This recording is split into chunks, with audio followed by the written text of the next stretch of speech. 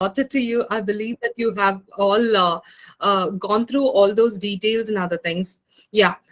Before we quickly go into the session, I wanted to have a quick recap of what we have, what do you call, learned or explored in our previous session. This is just a quick, what do you call, run through of what we have learned. First and foremost thing is we were trying to understand the different kinds of learners and what type of learners we as teachers we experience in our classroom.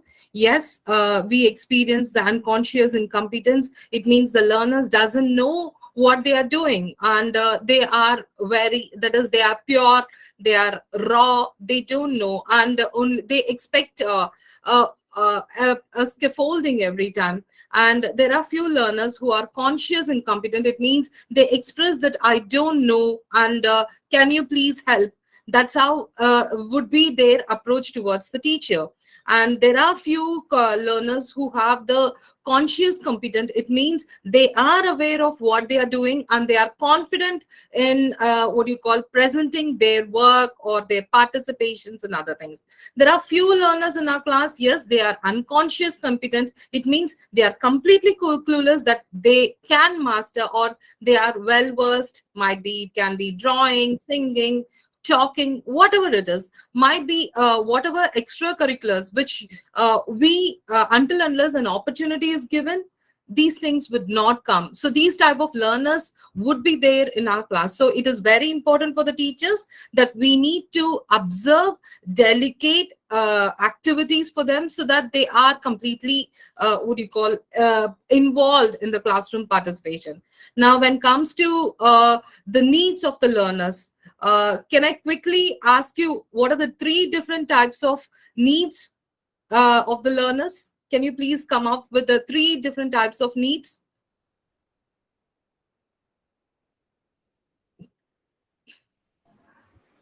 You can use your message box. What are the three needs that we as teachers, we need to observe, understand? Yes, the first one is the biological needs. Yes. What is the next one? Think about it. The next need. Yeah, the psychosocial needs. Wonderful. The psychosocial needs. Wonderful. And what could be the third need which we have to discuss today? The egoistic needs. Wonderful, teachers. Wonderful. So you people are very good students. Thank you. Thanks for this motivation.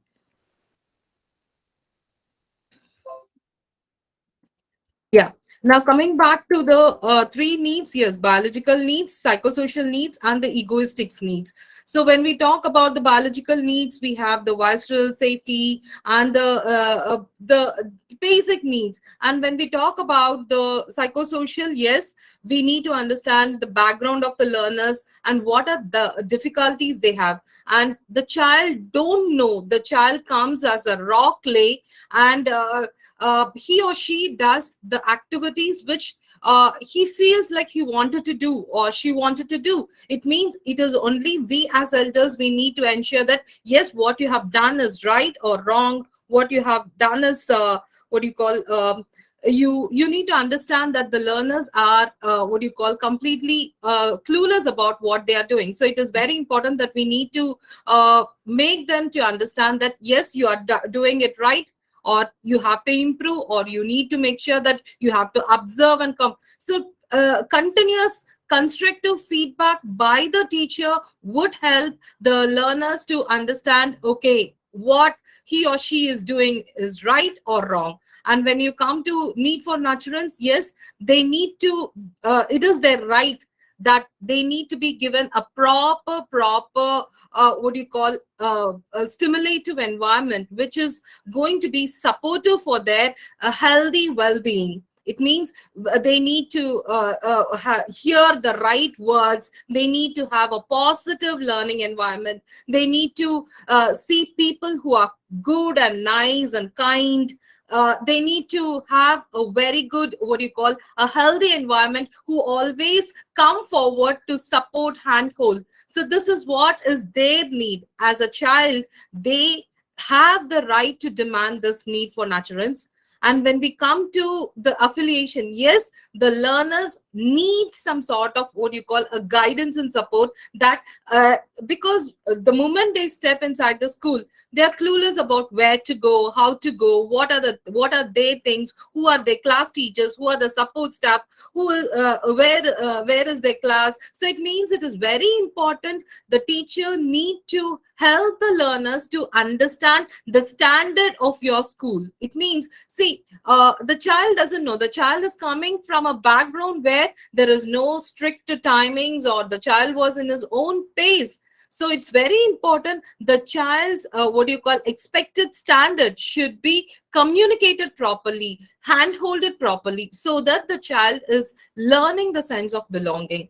When you come for the orientation, it means the child is what do you call ready to listen if it is given positively. So it means the child does the activities the way he or she wanted. It means the child had an uncontrolled behavior till the time of schooling experience. So it means it is very, very important for the teachers to make the child understand, okay, you can do this, you cannot do this, you can sit here, you better change your place. So it means try to give them a positive and let the learners know the causes and effects of their behavior, so that they are aware, okay, I should have a right behavior so that I am not being asked for it again and again. So I need to ensure that I need to sit here so that I will not disturb. So it means until unless the child is oriented on the causes and effects, well, if you do this, you are affected like this, if you do this, you will be what you call rewarded like this. So it means every time if the teachers start orienting the child on the causes and effects, nothing, that is, the child will have a wonderful classroom experience. Got a teacher, and that should happen at the beginning of the year, not in the middle or in the end. So because before the damage takes place, because these children can be molded so well at the beginning of the year, so that your classroom establishment or your classroom culture, your classroom transaction would be so beautiful if it is being corrected at the beginning of the year. Now, coming back to the feeling of adequacy, as we already discussed about this, many things about the feeling of it is only the teacher who can understand the child. It is the teacher who can be the support agent for the child, so that the child is not missing any type of activity in the class, nor is having a feeling of what do you call that, a feeling that I am not being supported, a feeling of that I'm not being given, a feeling of I don't have, it's because of them. So the hatred feeling will be completely removed if the teacher is trying to be vigilant, if the teacher is trying to be continuously supporting and observing the learner's requirements. Now, again, when we come about the spiritual needs, yes, it's very important that the teachers need to understand that all the events and celebrations, whichever has been organized, it is not just for the decoration purpose or for the fun time. There is a positivity, there is a goodness, there is a kind, what you call, we can say there is a sort of a learning opportunity that will happen, so that the learners can take in something in their real-time situation and try to use it in their personal life and also in the social life. So that's what is the thing. Now, when we come to the very important thing about the biology, that is the egoistic needs. Now, the word dominance, can you list out some sort of a criteria or some sort of an element the moment you hear the word dominance? Now, what is the meaning about the dominance, and why do we say it is a need of a child? Can you please list out?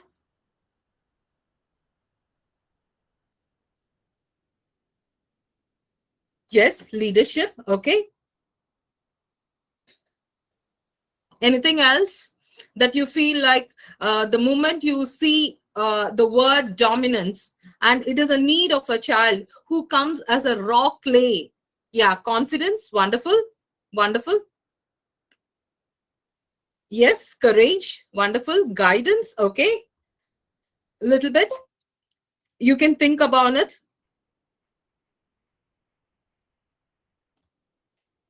Yes, fearless, smart, control, and power. Wonderful teachers, wonderful. I would appreciate all your answers. So it means, see, even among us, we have the, what do you call, a feeling of sometimes we feel like we know things.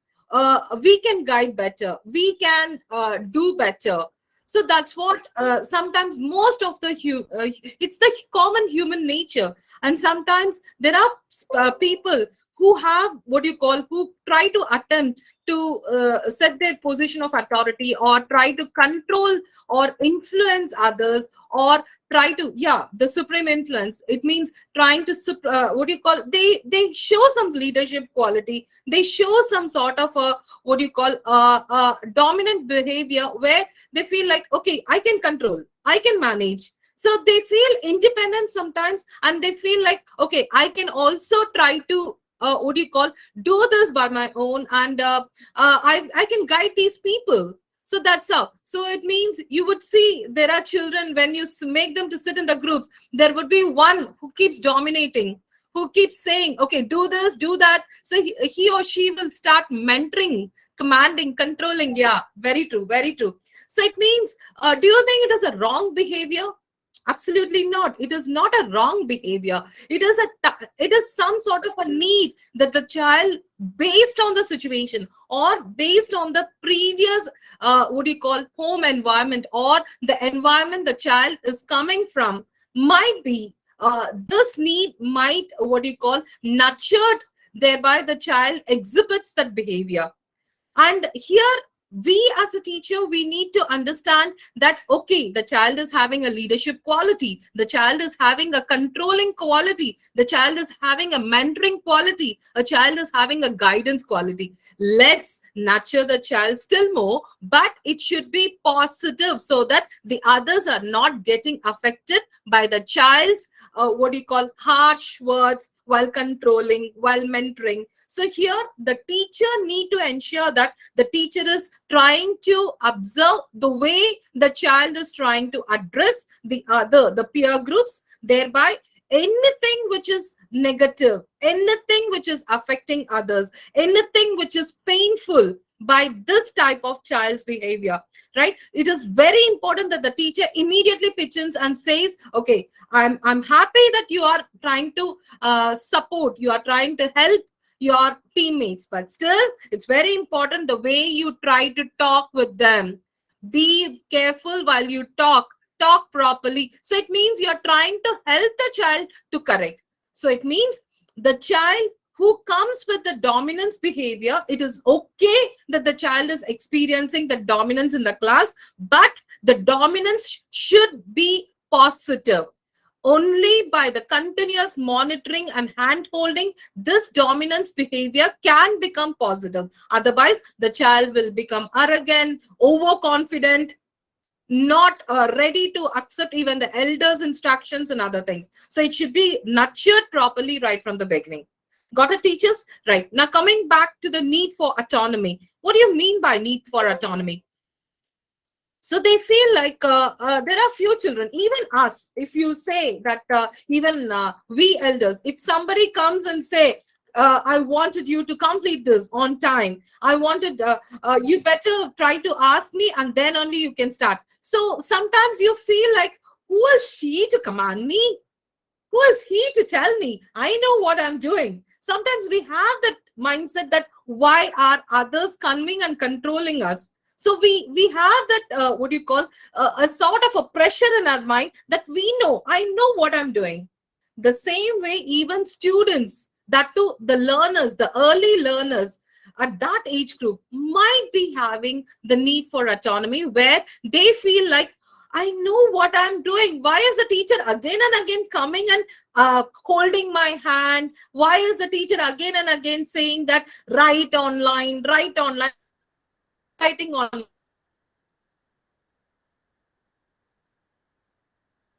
Doing all these things, the teacher again and again reiterate that I should do or we should do. So it means teacher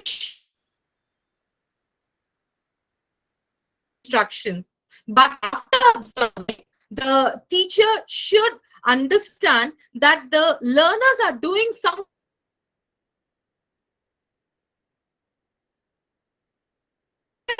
they are doing better. Rather than, sometimes it irritates the learners, but when we do too much of instructions to them, because they feel, that's the reason sometimes the children feel, do not what do you call, don't they show face where that, I'm sorry, is it so? My signal is fine here, teachers. uh let me see, but my signal is proper here.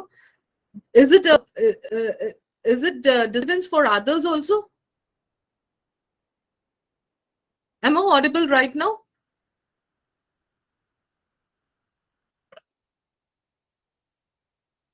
Yes, teachers? Am I? Yeah. Thank you. Thank you. Thank you. Okay. Okay. Okay. Can you please check your net connection, please? Because there are few who says that yes and few say no. Who is it? Okay. Okay. Right. Can I continue? Can I continue? Yes or no? Yeah. Okay, fine. Right. So now I believe that the teacher has to be observer who should understand, okay, the classroom participation and understand who is able to meet your classroom expected standard, and then try to come up with your instruction towards your learners, rather than continuously repeating children do this, children do this. They get irritated because most of the children know so it's very, very important that we need to be mindful while giving our instructions. Got it, teachers? Right. And the very important thing is, the very next thing is need for achievement. It means it is very important that most of the learners who might be in our class, who have a income that is unconscious competent, it means they don't know that they are very good. Sometimes given chance of dancing or doing the artwork or singing or dramatizing, so they would be good in their own, what do you call, interested area, and if given chance, if they are excelling, they wanted to actually know, feel like, can I get another chance, can I get another chance? It means they wanted to showcase their achievement every time. It's okay that we are giving them the opportunity, we are trying to give them the opportunity of presenting or showcasing or trying to participate based on their interest intelligence, right? So it means there are a few learners who are very good runners, there are few learners who are good in singing, dancing, drawing, coloring. Should I disconnect and come back again so that we will see? Can I disconnect? Yeah, Yes, I'll ma'am. disconnect and Okay. I'll come back again. Okay, ma'am. I'm sorry.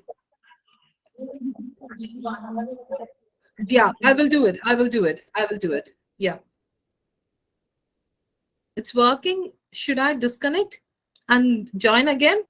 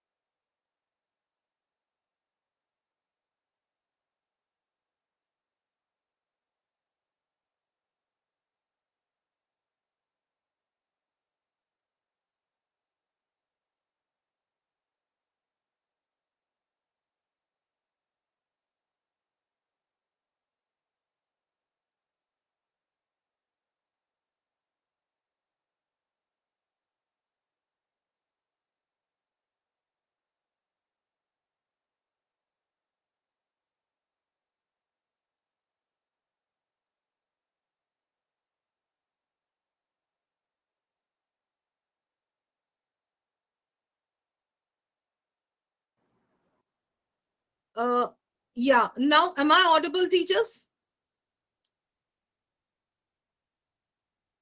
Yeah, wonderful. So, wonderful. So now, when we talk about the need of acquisition, there are few learners who would always, you would see that they keep what you call grabbing everything. Now, say for example, whenever you take them to the activity center, whenever you take them to some playpens, or when you give them some activities with regard to coloring or painting and other things, you would see few of the learners who try to acquire, who doesn't like to give chance to others, or who doesn't who wanted what you call complete. So it means you would see that they might be, we say that the child is a greedy child, might be the child is over dominant child, might be the child is not adjusting with others and other things, might be such type of learners might be they are coming from a joint family where so and so child is a chotu in the flag.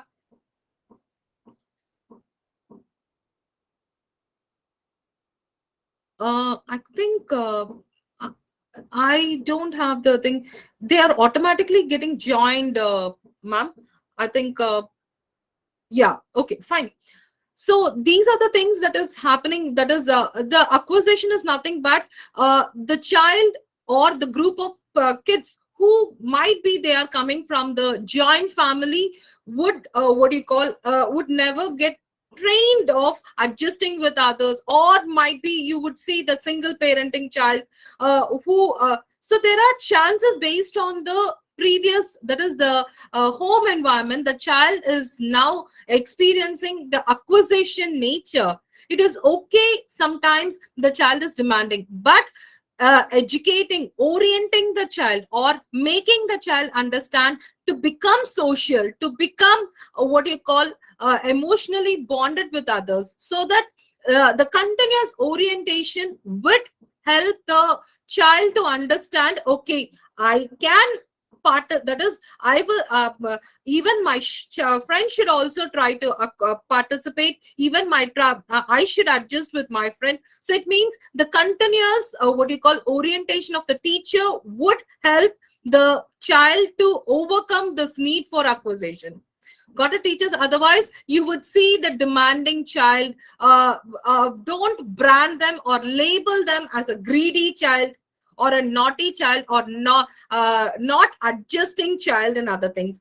Might be they did not get trained in the home environment. Here your continuous orientation of making the child to become friendly with others, making the child to understand that there is what do you call that uh, the change in the behavior will help everybody to feel happy and satisfied and feel friendly with the child. So that's how you have to make the child to understand the causes and effects of need for acquisition. Right now, coming back to need for cognizant. Now the word cognizant, what is your understanding about the word cognizant? Any idea about what do you mean by the word cognizant? Full knowledge. Okay, wonderful. Awareness. Wonderful. Quick teachers, what do you mean by the word cognizant? Attention, full knowledge. Anything else? When you understanding of something. Okay, wonderful. Fine. Now, what do you mean by need for cognizant? It means most of the children at that age would be curious to ask what is this, why it is, when it happened. So it means you would see there are questions raised in the class. You would see the children will be wanting to know what is this, why it is. You would see many children comes up with the question, teacher, why is this happening, what is this happening. You would see them curious and asking many questions. It means the child at that age has bundles of cognizance, that is they are curious to know things happening around, and they will definitely come up with a question of what, where, how, when, which type of questions. So it is very important we being patient to handle such learners. and ensure it is not that they are disturbing your class. Actually, they are making your class lively and interesting by asking such type of questions. So it is very important how effectively the teacher is trying to address such type of cognizance. Got it? So it means the teacher, if at all, see, it is not important that we as teachers, we need to learn, we need to know everything in advance before stepping into the class. Sometimes due to our busy schedules, or sometimes we might not come across to the questions what the children are posing, right? So it is okay we saying to the children, better, I don't know this now, I will get back to you again, don't worry, I'm going to answer your question. So please try to acknowledge rather than saying don't ask such type of silly questions. So it is not, the child doesn't know that the question what the child is asking is silly or complex or important. The child's cognizance is asking the question. Got it? So it's very important we teachers addressing those questions positively. If we don't know, acknowledge that we are sorry, beta, I will come back. I will definitely, I'll get the inputs and I'll share with you. Might be by today or tomorrow. So let's all have the discussion. So that's how you're going to what do you call, acknowledge all their questions. Don't treat that as a waste of time or it is an interruption. Because if you're stopping their curiosity, if you're stopping their cognizance at that age, they will never be interactive in their primary or in the middle school, and the high school will be just a mum class. Got it? So it's very important you are allowing them to speak out, ask, right, teachers? And the very next need of egoistic need is need for attention. Now, what do you mean by need for attention? Any idea about what do you mean by need for attention? Need for attention.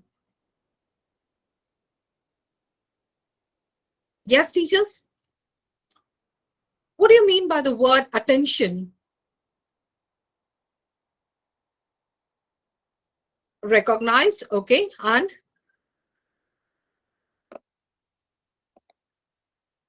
yes, to be recognized. Caring, okay. Awareness, interested, behavior, okay. Wonderful, wonderful.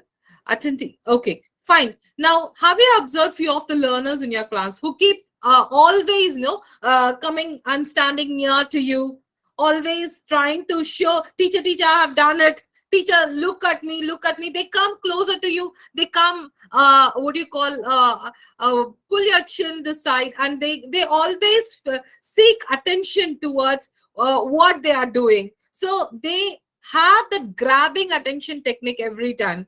You would see few students, they will talk sweetly. You would see that they would be actually showcasing that they are first in completing their work. They are what do you call, they are always, they would become the favorite student in the class. Their work or the way they talk, the way they try to work with others, it's always getting attracted and other things. Got it? So there are few learners who come up with that type of what do you call, behavior. It means they wanted such type of attraction, grabbing attention techniques, right? They come up with those type of quality, and they wanted somebody to recognize them every time. They wanted to be nice to the teacher. They wanted to be always being appreciated. They always wanted to be, what do you call, being in the limelight or something like that. You would see children, they cannot tolerate others over, that is bypassing them and reaching you on their behalf. So this is all the, what do you call, the natural characteristics of the learners at that age. Even among elders, we do have such type of qualities sometimes we exhibit, right? Yeah, very true. They become a priority, and sometimes they become the favorite student of the teacher also. You would not really like your class if that child is absent also, right? So that's how we also sometimes become so close to those learners, right? So but be vigilant, teachers, that these type of attractions, these type of behavior between, or these type of relation, the student child relation based on the what do you call attention, right, sometimes might affect the shy learner, might affect the learners who don't show off, right? There would be disturbance that would be created by us. So that it is very important how we are trying to rectify these things and trying to deal with positively, thereby we are not biasing, or we are not advocating only to few set of learners who are attractive. Right, teachers? It's very, very important how effectively we are trying. See, it is their right of showing that need for attention. For few learners who wanted to have that, what do you call, attention seekers, right? It is okay, but it's very important how are we treating it positively, and we are not avoiding few of the learners in the class.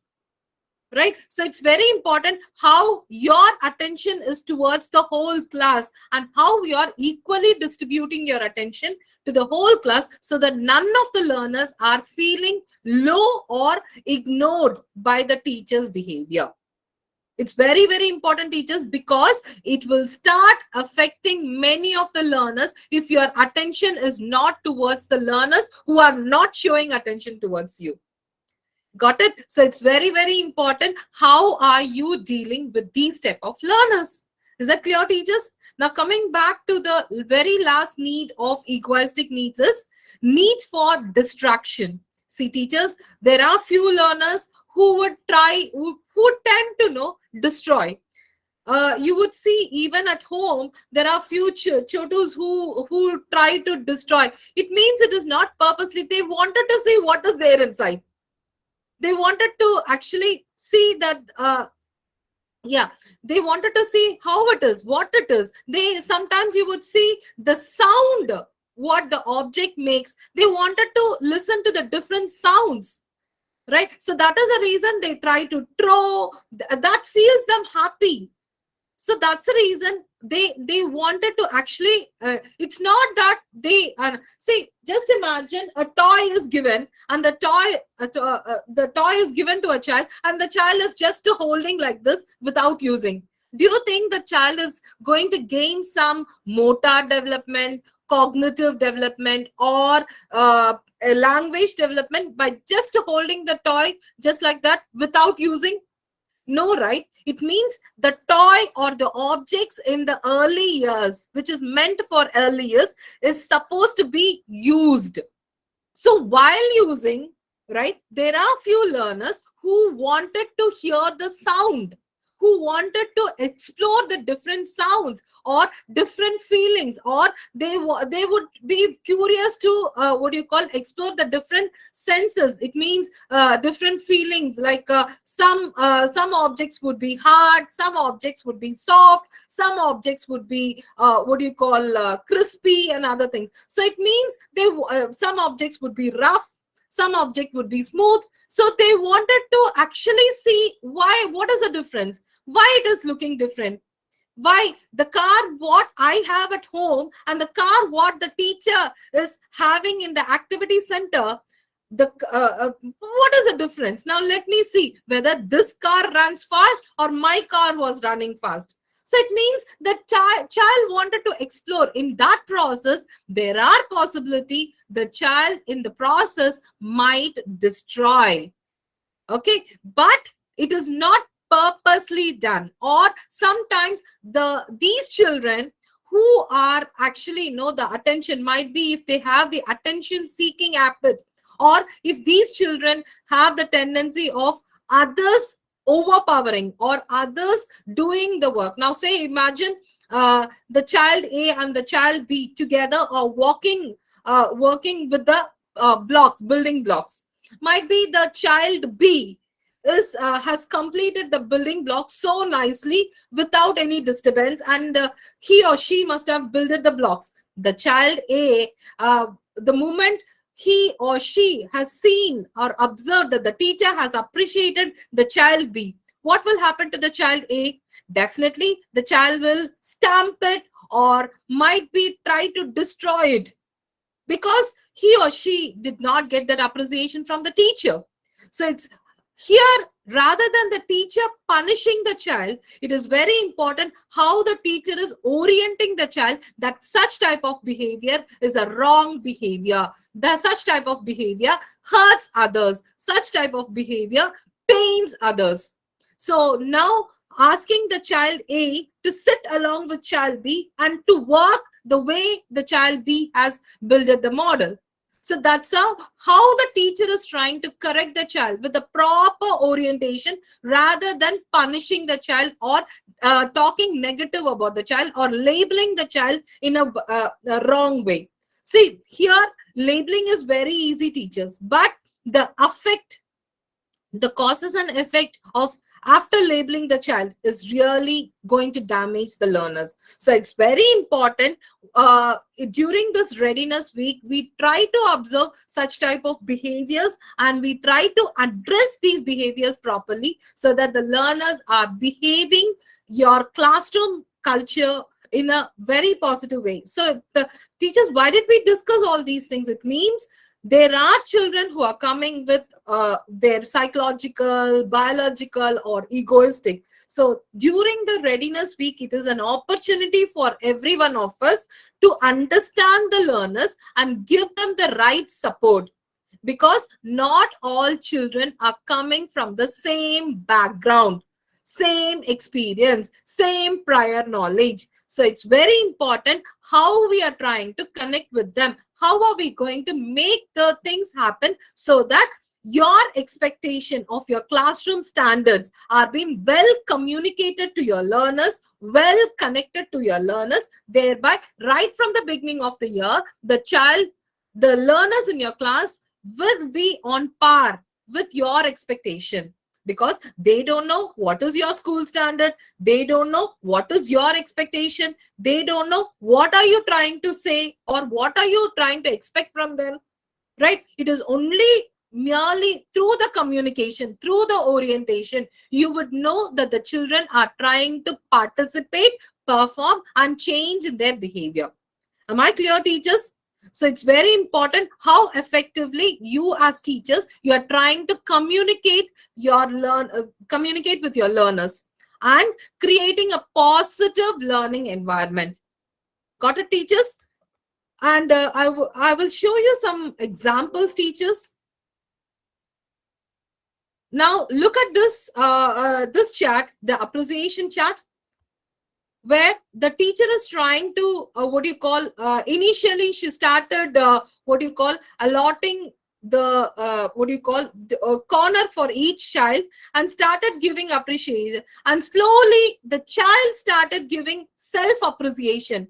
Might be the children started giving their own behavior changes in a form of providing stars for themselves. So initially the teacher must have given a scope, that is given a scope for the learners to change in their behavior by appreciating them, by giving them the stars or some rewards and other things. And slowly you would see the child is also, that is the learners in the class are also trying to take the responsibility.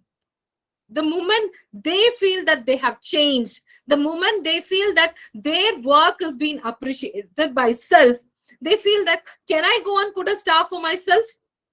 That's how they keep connecting towards the classroom culture.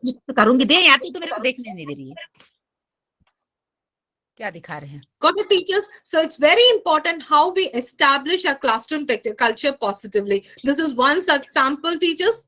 Yeah. And yeah. And you remember that we always ask the children to give me 5. Yeah. Now, what is the reason that they give you 5? Now, it means you are ensuring whenever there is a high five given to the children, it means you are acknowledging that their eyes are on their, they are having a proper listening ears. They are trying to use positive words. They are trying to keep their hands and feet quiet whenever the teacher is expecting them to behave quiet, and their behavior is being appreciated by the teacher. The teacher is liking the way the child is trying to participate, perform, and other things. So that's the reason you tend to give a high five. So there is a meaning behind this high five every time. So it always establish a classroom culture. Always say, whenever if you want the teacher to give you a high five, it means I will observe you to be sit quietly whenever the teacher is asking you to sit quietly. Whenever the teacher is asking you to listen properly, I wanted you to use your listening ears properly. So try to come up with your conditions, your expectations. Communicate your expectations to your learners properly so that they will understand what is that my teacher wanted. Got it, teachers? And this can happen right from the beginning of the year, not in the middle. Right, teachers? So this is one such sample. Right, teachers? Now, let's our philosophy be, rather than saying that teacher-centric classroom, or we always say learner-centric classroom, teacher-centric classroom. Rather, instead of debating whether your classroom is teacher-centric or learner-centric, let's ensure that there is a meaningful learning experience. Whatever the child is going through, whatever the child is experiencing in the class, whatever the teacher and the child is going to explore in the class, whatever the teacher is trying to present, whatever the teacher is expecting the child to, let it all be a meaningful learning experience to all our learners, rather than debating, okay, my class is a teacher-centric classroom, my class is a learner-centric. So let's stop debating to prove that we are teacher-centric or learner-centric. Rather, let's say that we are trying to adopt a philosophy and an approach which is completely ensuring that our learners are having a meaningful learning experience. Thereby, they are taking back to their class, they are taking back to their real life experience effectively. Ultimately, why are you teaching them? Teaching is nothing but whether the learners are acquiring the knowledge, gaining some skills, and adopting some values in their real-time situation. That is what is the meaning of education, right? Otherwise, why would you and me stuck hard so much to groom the learners? Got it, teachers? So it's very important how effectively the knowledge is being shared, how effectively the skills are corrected. It means how effectively the learner's skills are being properly nourished, and how are they trying to adopt the values so that they are able to apply these values, whichever they have learned in the class, in their real-time real-time life situations. Got it, teachers? Right. Now, coming back to the very next important thing is the biological nature of the learning. It means how we as teachers, we need to understand. See, as an educator, we need to understand that there is a process of nature of learning by every human being, right? One is genetic predisposition, and the other one is awesome brain, because our brain is awesome actually, and there is arousing emotion. Now let's see what is called as genetic disposition. It means generally a normal born human being, it means the normal born baby, has a tendency of learning through nature. See, who taught the baby a mother tongue? Who taught the baby to cry? Who taught the baby to grab things? Nobody taught it, right? It naturally happened. It naturally happened through the exposure or the environment that the baby is, right? So it means there are some natural behavior or the natural, wiring that happens in the human body that will grab the learning opportunities by the experience. So it means it is very important how we are trying to cater experience to the learners, right? And the language, social skills, numerical skills, they naturally take it. So it means like how the babies learn their mother tongue without any push. Now today you are teaching them English is a push. Yes, you teaching them what do you call a language which they don't know is a push. But there is no push for a mother tongue, right? The same way, there is no push for the baby to go and play in the theme park. The moment you take the child to the theme park or the playpen or a shopping mall, you will see that the child will be excited, bounce with joy. It means nobody is actually asking the baby to what do you call laugh here, cry here, and other things. The baby's emotions comes out naturally with the experience or with the environment the baby is. Right. Likewise, when you give, when there are, imagine that you are just offering a bowl of chocolates to the baby, one baby, and the other baby you are just giving only one chocolate. Definitely, the other baby come here and try to grab. It means the baby, without knowing the numerical skill, is aware that there is something more that is given to the other baby. Yes or no? The moment you see one child is actually feeded with the what do you call bowl full of cerelac or fruits, and the other baby is just given a biscuit for munching and other things, definitely the child will be throwing that and immediately start running and coming and see what is colorful in this. So it means the numerical skill is also naturally happening. Nobody is forcing that baby, come see here, what is here. Yes or no? Right? So it means they are naturally tuned for language, social skills, and the numerical skills. But unfortunately, when the child is coming to the school, when he has a tendency of the natural learning skill, today you would say 1, 2, this is only 2. 1, 1, 11, 1, 2, 2, 12. So it means what? We underestimate the baby rather than we making the baby to recollect the previous learning experience. Got it? So that's what teachers, let's understand what are the natural skills the baby has already gained before stepping into the schooling experience. It means the babies are coming up with bundles of experience. It is only the school should give an opportunity to relate, think, understand, and discover. Got it? We need to, our school should give an opportunity for the learners to relate to their previous experience, think about what has happened with their previous experience, and then understand and then discover. This is how we need to provide opportunities in the class, rather than just saying that, come on children, look at the board. The teacher will be writing in the grade board 1 or A or B, and ask the children to, on the first day only, start making them to say it aloud. So don't give that boring experience for your learners. Got it, teachers? So it's very important how we are making the learners to recollect with their previous or relate with their previous experience. Got it? Right. Now, children learn key skills like attitudes throughout the childhood. It's very important that the child carries the attitude, or the child comes up with some sort of some characteristics right from the childhood. So it's natural. The child being silent is natural. The child being talkative is biologically, the child is born linguistic. So it means what? There are few natural way of child presenting in front of others. You would see few of the learners would be silent in the class, few of the learners will be talkative, few of the learners cannot sit in one place. It's all that natural way of they being brought up right from their birth.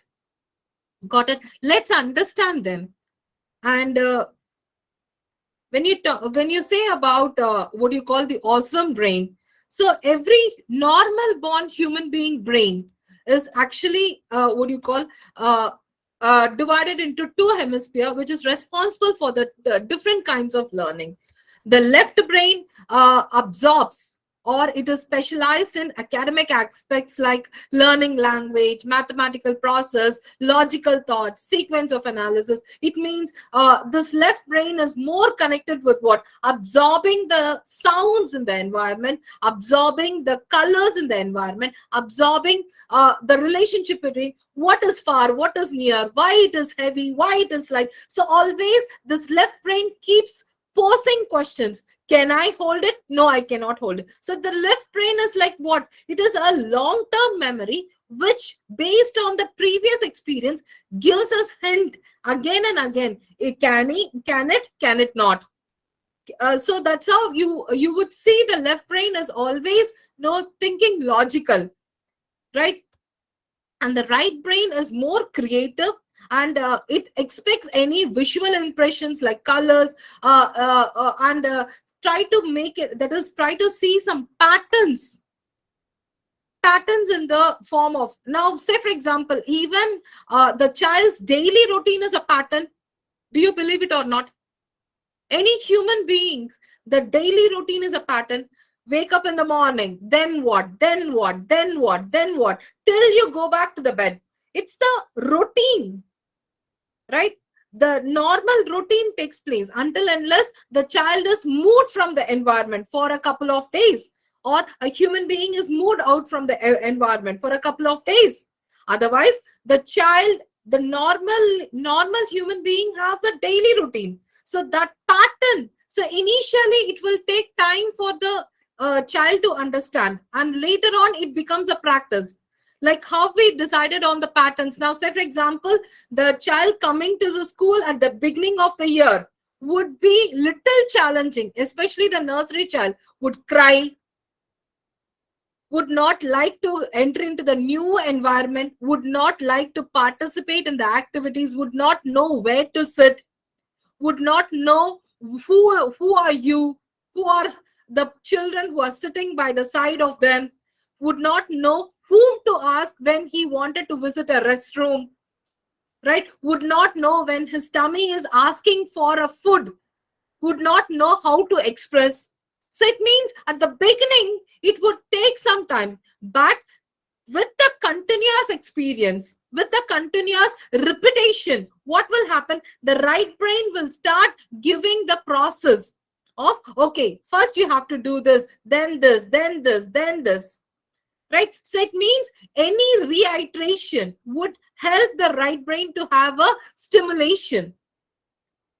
See, we would say children tend to forget. Today I taught them so many things, but the next day they come up with a blank slate, right? So why they come up with a blank slate? Because might be, see, today morning also, the moment I started with a session, I did not directly entered into the new content, right? I tried to have a quick recap of what we have learned previously. So that helped you to have a quick recap, reinforcement, and connect of wherever was the learning gap, right? It's very important the teacher try to do a recap. Thereby the right brain will start what you call do that wiring, so that it keeps pushing the information to the left brain, where the left brain is like a long-term memory. So all the information will be pushed to the left brain, and it becomes the wires, right? Wiring like a thick string. All the information will be loose in the left brain if it has not been what you call properly trained in the right brain. So it means the teacher need to ensure that her classroom structure has a what you call a balance between the left and the right brain, right? So the left brain is already coming up with bundles of experiences. See, the moment the child wakes up in the morning till the child go back to the bed, the child is experiencing new and the old experience every day, every minute.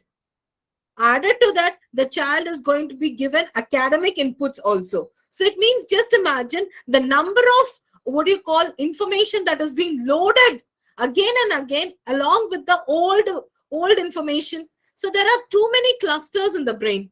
Until unless the brain, the right brain, is given a scope for reiteration, some demonstration, some regular repetition, what happens? The right brain will support the left brain for the memory and as a string. Got it, teachers? Otherwise, the children tend to forget. Now, during the examination time, you see most of the children, sometimes they forget what to write.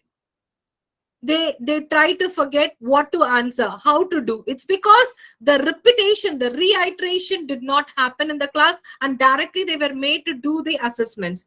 So please do not blame the learners that they are forgetting. Rather, try to reinforce the content again and again. Thereby, the brain is getting wired properly with the information. Got it, teachers? And when we talk about the what do you call arousing emotion, it means every child has the right to express. Every child has a right to actually what do you call explore the environment the way he or she has understood. So it means make sure that the child is given an opportunity according to the interest of the child. See, now after listening to all these things, imagine that I'm asking any one of you. Now there are 129 audience who are listening to me. Now randomly I'm going and saying, come on, Delphi, can you start listing out about what do you mean by egoistic needs? What do you mean by psychosocial needs? Come on, explain to everybody now. Rather than Delphi wanted to show it in a pictorial representation, or Delphi is like trying to do it as a dramatization. Her interest is in other way rather than illustrating it, right? So it means as a teacher, I need to understand that how the child wanted to present. Is the child wanted to present in front of everybody to say it aloud, or is the child interested to actually draw and show or to dramatize it? So what is the child's interest? Based on that, the teacher has to give an opportunity. So we as teachers, we need to give multiple options for the same content to be presented. Am I clear, teachers? It's very, very important. So when the brain enjoys learning, retention is longer and better, rather than it's being pressured. No, you have to complete like this only. You have to say like this only. You have to write like this only. So when you keep putting the conditions like this, what will happen to the brain? The brain will definitely stop absorbing, rather than it will be a reverse reaction. Got it, teachers? So it's very important how effectively you're trying to give a positive learning environment for the learners to present their work. Am I clear, teachers? Right? Now, coming back to the very next thing is the domains of learning. When we talk about the domains of learning, we have three types of domains. One is cognitive, affective, and the psychomotor. Now, what do you mean by cognitive? Learning that is completely on. Now, remember the 3H, teachers. Can you all say along with me? Head. Come on, the first H is head. Head. The second H is heart. Heart. And the third H is hands. Hands. Okay. If the learning happens using all these three things, learning can be celebration. Got it, teachers? The moment the child is given an experience of using the head, heart, and hand, learning can become a celebration. Got it, teachers? Right? Rather than making the learners to just, come on, listen to me, come on, look at the board, or finger on the lips and start writing. I don't want you to talk. So it means, so do not put the condition. Rather, give them the hands-on activities, rather than give them the experiential learning opportunities. Thereby, the children will start enjoying your class. Every concept, every topic, every foundational program elements should be given in a way that the child is having an experiential learning, rather than the teacher just putting it on the board or the teacher doing a lecture method. Let the child experience some demonstration. Let the child participate along with you. Let the child try to use the head, heart, and hand to cover the learning opportunities. Am I clear, teachers? Understand the content, appreciate the content, using the content. It means, just imagine the child now experiencing what the topic. Can you come up with any topic, teachers? Can you come up with any topic? Just imagine the child is enjoying the rhyme of a family. The child is first trying to observe the rhythm, the words, and other things. Then the child should feel, oh wow, such a beautiful rhyme. My teacher is enacting it so well. I am able to like the rhyme so well. Okay, let me also participate along with the teacher. I am also trying to follow teacher's actions and voice modulation. So what am I trying to, as a teacher, what am I trying to give to my child? I'm trying to make my class to use their head, heart, and hand, rather than asking them, children, come on, repeat, where is the family? Come on, repeat after me, where is the family? So rather than the teacher creating a wonderful environment using a rhythm, using some facial good expressions, using the voice modulation and actions, thereby the children are enjoying the what do you call the teacher's performance and also the environment which is supporting the learners learning. This is very, very important. As a teacher, we need to take care of. So will you forget the 3H, teachers? What are the 3 heads? Head, heart, head, heart, and Heart hand. and hand. heart and hand. Whenever you are trying to give a learning opportunity, you are going to give them the 3 heads properly. Got it? The cognitive, affective, and the psychomotor. Cognitive, affective, and the psychomotor. Head, heart, and hand. Got it? Head, Teachers? heart and Very hand. good. Very good. Very good. I'm happy. I'm happy that you are responding. I'm happy for it. Yeah. Now, coming back to what is a plan. Now, I wanted you all to actually self-answer. Self-answer. Now, every teacher, that is, every teacher is supposed to actually do a planning for self, for the others, right? It means the moment you step inside the school premises, it means you need to come up with a plan for your day execution. Without a planning, you cannot be a successful teacher. Yes, teachers. So it's very, very important how effectively the teacher is trying to bring in the plan. And what is a plan? It means how a teacher is going to transact her day operation, be it with her colleagues, be it with her students, be it with her management. It is not just the lesson plan alone, teachers. It is the way you are trying to align your day's task. Okay, now my in time in the school is might be 7:30 in the morning, right? The moment 7:30 I enter into the campus. Now, what are the things I should do first and then next, last, so that I am ready for my classroom transaction? For my classroom transaction, for my first hour by 8 o'clock, what are the materials I need? I need to keep it ready. What are the things I need to make sure that my classroom is ready with? So it means I need to ensure I'm balancing my resource management and also my material management. The resources are nothing but the human resource and the material resources. So how effectively I am able to plan my day schedule so that I am my exit time in the evening is happy, peaceful, and somewhere satisfied. Okay, my day was great today. My day was awesome today. My day was excellently handled. All my learners, my colleagues, my management appreciate. It means what? You need to have an exit every day with a satisfying feeling.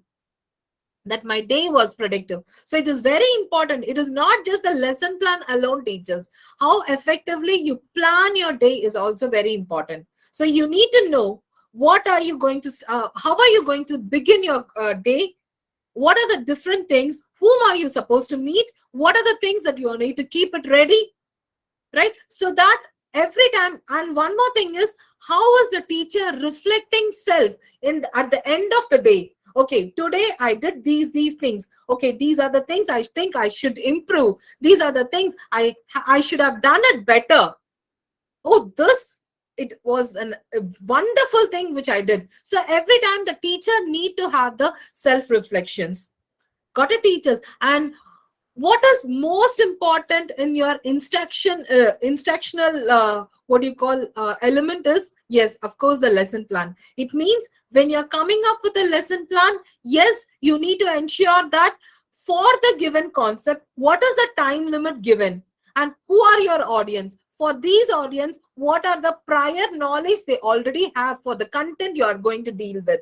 And then what is your teacher activity? What when the teacher is doing the activity, what is the learner supposed to do? So what is your role and your learner's role?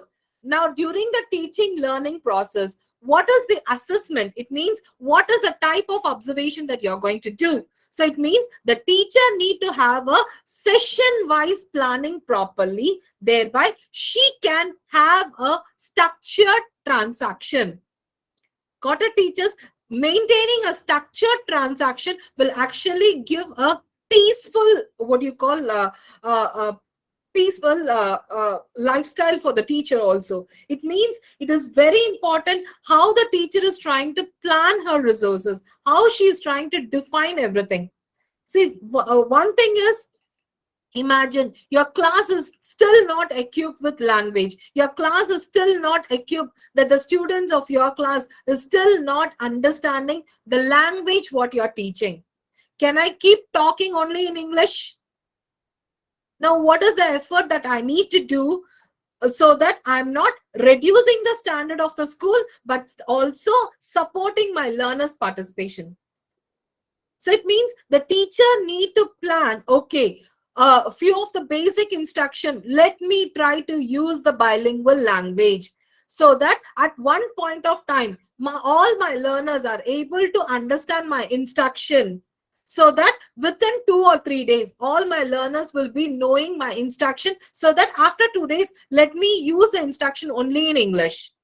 The concept again. So it means there are few concepts that I need to check whether the learners are interested or not interested. Now imagine in your readiness schedule. Can you open your readiness schedule, please? Yes, ma'am. Yeah. Now, what is your first day plan?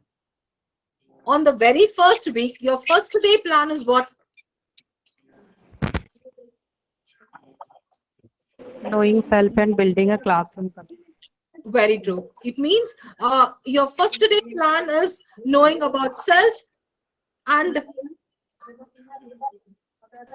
Building a classroom community. wonderful. So what do you mean by, so what did we learn about all in this 2 day session? What did we learn about? We need to establish the classroom community where the child has to sit. What is the name? So it means a teacher need to define on how the child has to participate, knowing each other. Yes, wonderful. Yes, and making sure that you are trying to connect the learners with each other by asking them to check on what is their likes, what are their dislikes, right? So bring in some sort of, and you can take them for a school tour where this is the place you have to go to whenever we are supposed to play. This is your playground. This is your what you call activity room. So that's how you are trying to educate the learners. What are it means?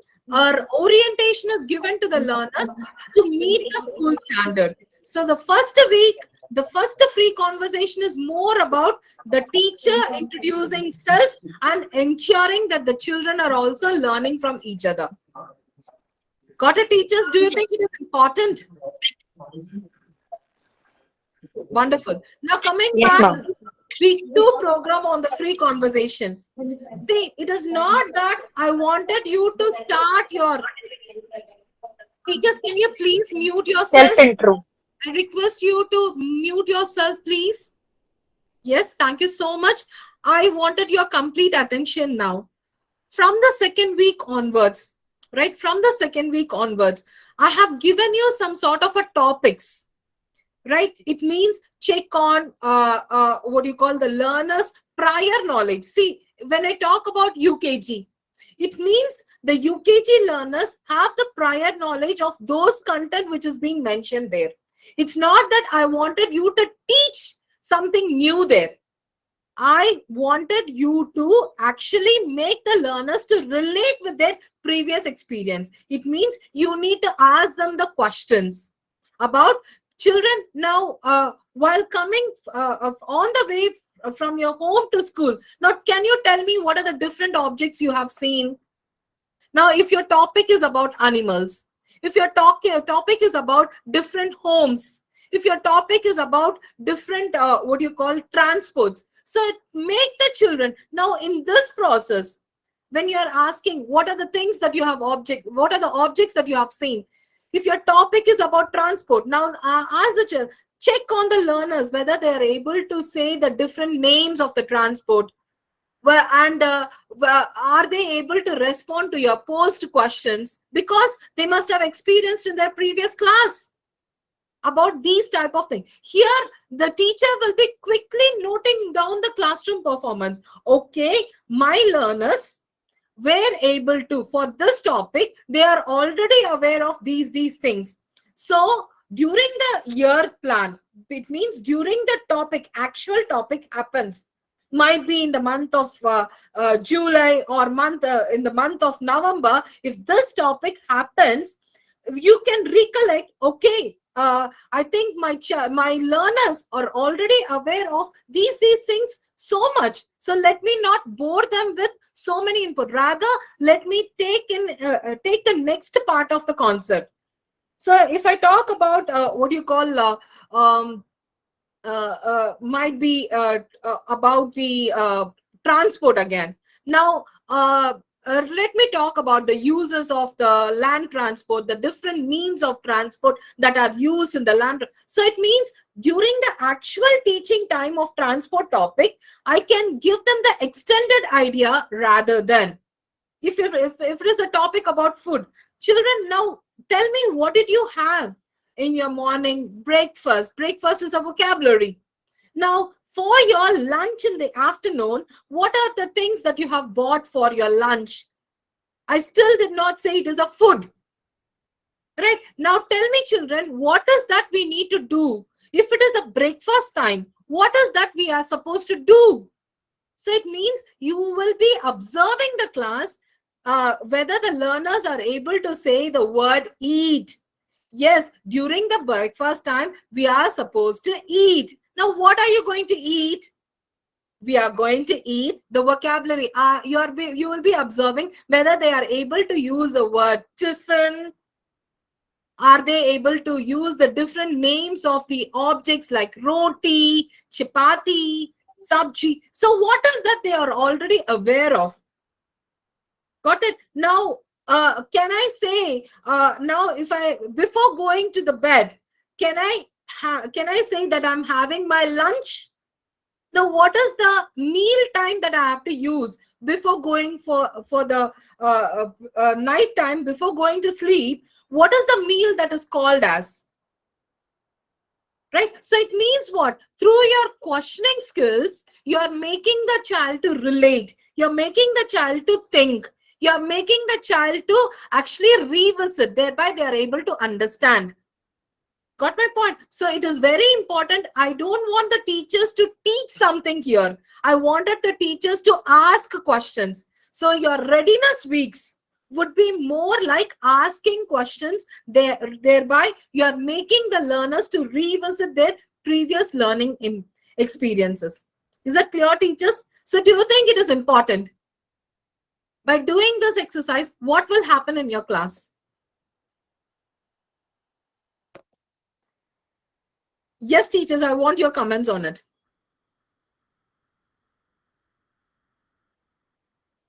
by asking questions based on the learner's previous experience, by the learner's response. What will you observe? Why is this observation needed? Wonderful. Children will take interest. Wonderful. Yes. What else? Rather than the teacher giving everything, that is the teacher starting the class, children, today we are going to talk about, rather the teacher asking the questions and making the learners to recollect, think about, relate to their previous. What will happen in the class? The class will be more active. Yes, they will take so much of interest. It means you are giving an opportunity for the learners to, even so-called labeled slow learners, when the opportunity is given for the learner to relate to the previous experience, what will happen? The learner will start thinking about, the learners will start, oh, this question, this thing, I know it. Oh, let me also start saying, oh, teacher is asking something which I already know. The child's emotional bonding will be so good here, rather than teacher posing a question which the child doesn't know.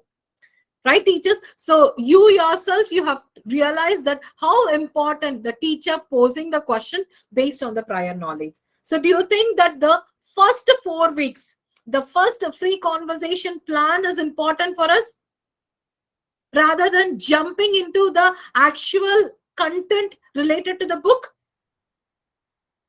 Teachers? Yes, teachers. So that it will be a bank of information for us to understand our learners, what they already know, what they don't know. Where are they good at? Where are they not good at? Where are the areas they are showing interest? Which are the topics they have so much of interest to talk?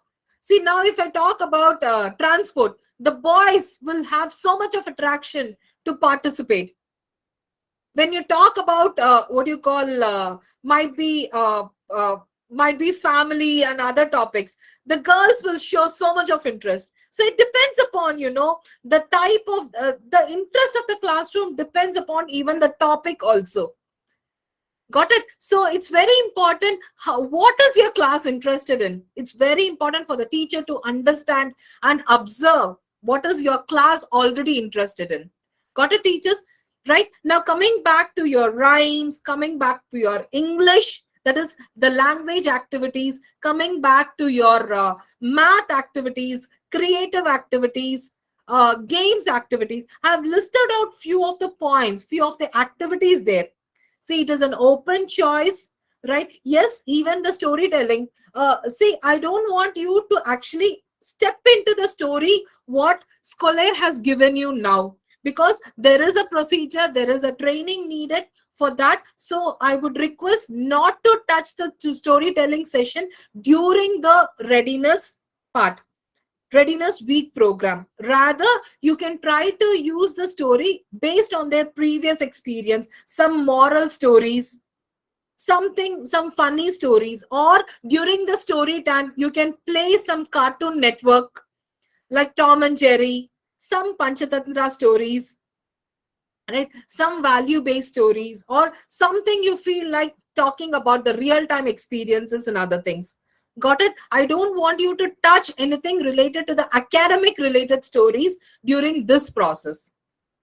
Got it? Even the rhyme sessions, teachers, we would be sending you the link where the schools can download that, right?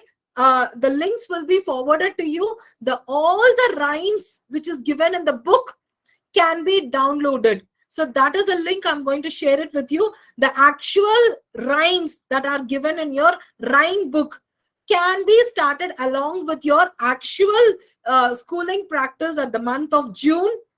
Got it? During the readiness week, I request you to go with the rhymes, action rhymes, which is very simple, basic, funny, enjoyable, which is natural, like Baba Black Sheep, Twinkle Twinkle. It means we are taking the children from known to unknown, concrete, which they have established, they are aware of it, to the unknown things. Got it? Do not pressure the learners with the rhyme that is given in the book today. Got it, teachers? So make sure that you are trying to give an opportunity for the learners to recite rhymes which they already know in their previous experience. So go with some simple rhymes, some funny rhymes, some action rhymes. Got it, teachers? Do not use the rhyme book now.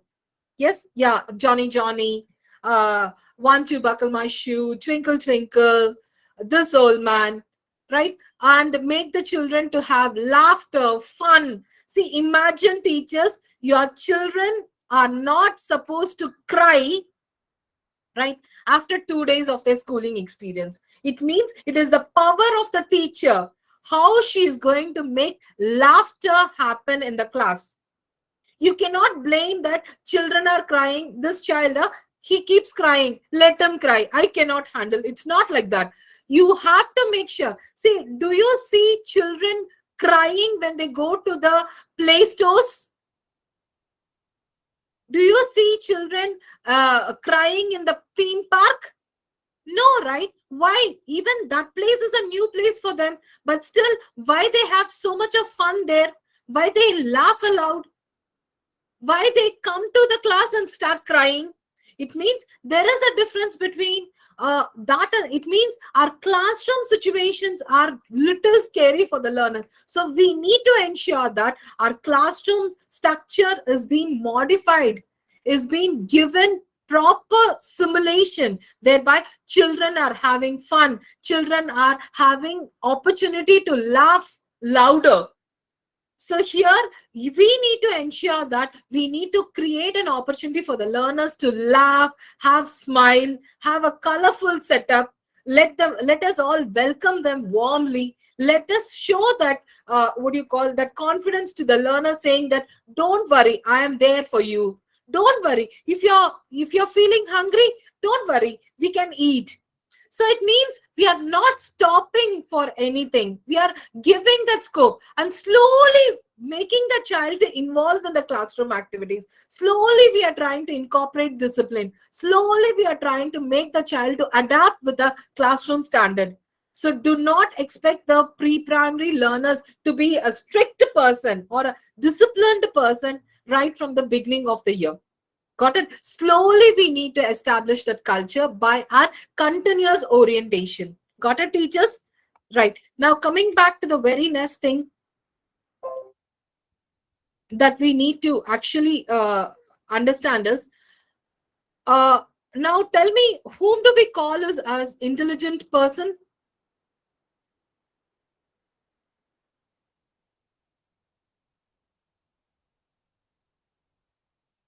Whom do we call as intelligent person? A person who is full of knowledge, okay, and an active child, okay, wonderful, and who grabs and understands quickly, wonderful, and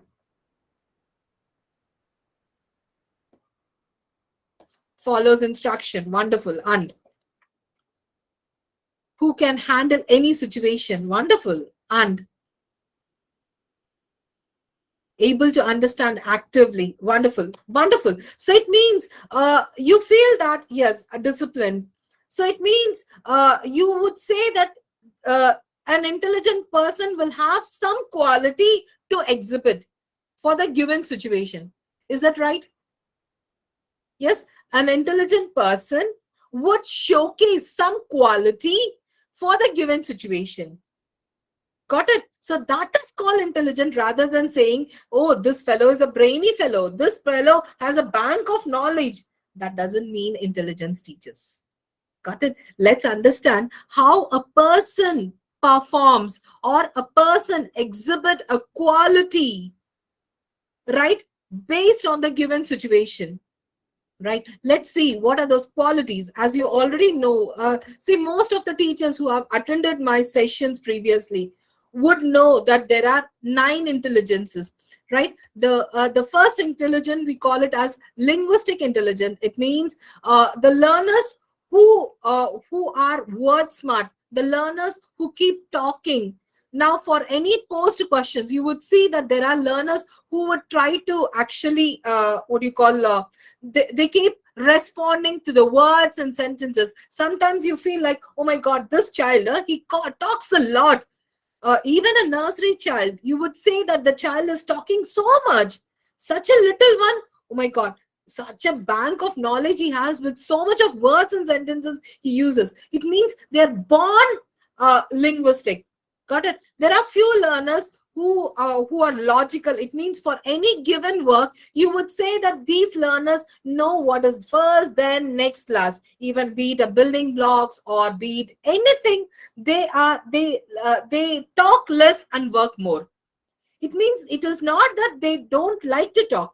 For them, their interest is what to complete the task on time, to make sure that the work is being organized and other things. This is how they are. There are few learners who performs the quality of not sitting in one place. You would see there are few learners who keep moving around every time, who keep actually doesn't like to sit in one place. Even when you when you ask some questions, or you would see the child will be always restless, humming or moving, or sometimes the teacher would be coming up with an instruction. Can you stand straight for some time? Can you sit quietly for some time? That is how you keep instructing them. So these learners always use their body to express themselves, right? And you would see there are few learners who always have a mindset of being self-sufficient. They will not be a gang master. They would be always relaxed for themselves. Sometimes you would see there are few students who will be carrying their bag, water bottle, lunch box, wherever they go, they keep moving around and other things.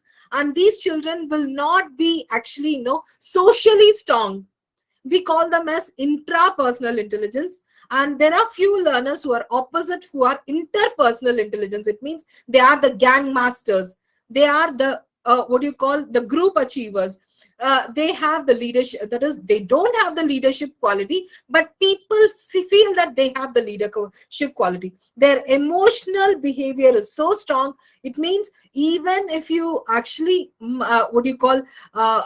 scold them or not, the next moment they will come and say, teacher, tell me what to do. That's how they are socially so strong. But the intrapersonal intelligence children are socially very weak, right? And you would not see the intrapersonal children they connect with the other groups. But this interpersonal children would always mind others' business. That's the reason you would see there are few children are like a complaint box. They would not they keep observing what others do, and they are the happy kids in the class. And that's the reason if this child is absent in the class, teacher would not like the class, because they feel like there is somebody who is missing in the class. So that's how you generally you tend to, right? So these interpersonal children, they love to have a group activity, but the intrapersonal children always love to have individual activity, or they will try to work with the peers. That's it. It means they like pair activity or individual activity. Interpersonal children will like group activities. They love to sit with the groups. Got it? Now, when you talk about the other intelligence, you would see there are few learners who would be writing so neatly, who would complete the work within the given time limit. You would see there are few learners whose presentation would be very neat. Even the way they dress, the way they carry their things, it would be so neat and tidy. So we call them as visual spatial. It means they know how to operate with the space. It means they know how to do the space management. For any given thing, they know how to arrange the books in their bag. Their pencil box would be looking very neat. They know to have the proper line management in the 4 lines. Whatever work you give, they know how to complete it within the given time limit neatly. Have you observed? Not everybody will be doing that, right? So this is how the visual spatial intelligence, they are very good in directions also. They know where to start and where to end. For them, learning letters in the alphabet, learning numbers, and following the directions are very easy for them. Got it? And you would see there are few learners who would showcase, who would never like to sit inside the class. Their eyes and mind is always outside the classroom. So that's the reason you always see children asking for, teacher, can I go? Urgent toilet, teacher, urgent toilet, teacher. Right? So you would see them always being restless and always wanted to go out. Right? So these children, it's not that they wanted to directly go into the restroom. They have the nail biting habit. They keep observing things around. Right? They would always have a curiosity of what is happening there, and they are very good they are very good in their sensory memory. Thereby, any sound that happens outside, they connect so well. They know the difference between a sound of a bike, whether it is Hero, Honda, or a Yamaha. They know whether it is principal walking or the teacher coming in, because their mind is always outside. Got it? So that's how these naturalistic children are. So that you would see there are few learners who will maintain that small chalk piece in their bag, or sometimes you would wonder, are they maintaining a dustbin or a bag? Because everything will be dumped. Because these children will not let materials outside. Because these naturalistic intelligent people are either people lovers, material lovers, plant lovers, or animal lovers. Animal lovers love pets. They play with animals and other things. Plant lovers, they love what you call connecting with the nature, plants and other things, right? Material lovers, they will never let any material go out. You would see everything will be dumped in their bag. Right? Small, and they know how to use it also. They feel that this can be used like this can be used like that. Even among us also, we have some material lovers, even among your school teachers group. Yes, Snigdha, I could see that. Right?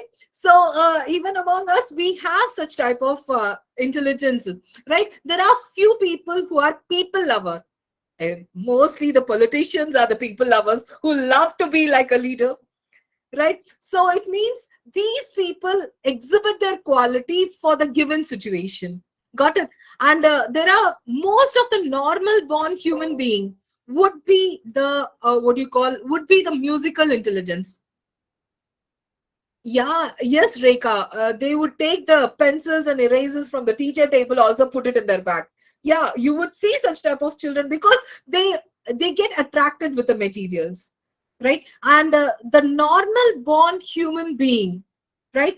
They any like you and me. See, today you and me would at least learn one song completely. What is making you and me to learn song? Or we admire something which is rhythmic. We admire something which is what you call soothing to our ears. It means any normal born human being would have this musical intelligence quality some way or the other. Right? Just imagine a baby sleeping. The baby will get irritated and start crying the moment the baby hears a louder voice which is irritating to the ears. The baby would continue sleeping even the music is on. If the music is rhythmic, if the music is soft, you would not say any babies, soja beta, soja beta. You would say, is the baby asking you to do a rhythm? It means the brain is already tuned for some rhythm. Got it, teachers? And that is the reason, especially in the pre-primary class, we expect the pre-primary teachers to use the proper articulation, proper accent, voice modulation to deal with any statement. Got it, teachers? It's very important how the teacher is trying to connect the that is accent and voice modulation, so that the children grab the information so well, rather than teacher using the shrill voice, making the children to repeat after teacher, using the shrill voice. Rather, the teacher making the learners to first listen to the teacher properly, by the teacher trying to mellow it properly, and then Come on, children, now let's all repeat along with teacher. And the teacher is trying to use it in a proper rhythmic way, be it an environmental studies related statements, or be it English related statement, be it Hindi related topics, be it math related number works, anything. If the teacher is trying to use it in a proper alliteration, children will grab the content. The retention will be more. Got it, teachers? So please start practicing having a melody in your voice. Right? I'm not asking you to become a singer here. Right? I'm asking you to use your proper accent and voice modulation so that your children enjoy your classroom transaction. Your children will start getting attracted towards your instructions. Am I clear, teachers? They will start loving you. My teacher. My teacher is a wonderful teacher. My teacher. Wow. Look at the way, Mama, my teacher. So that's how the children should have the feeling towards you. Got it, teachers? So, and the extremist will become the A.R. Rahman, Lata Mangeshkar, the musical intelligence who are extremes will become will become the icons like that. I'm not asking you to be like an icon or make an icon in the class. If they are biological in nature, they will become an icon. But the normal born human being like you and me, even among our kids, would get attracted with the music and they get absorbed.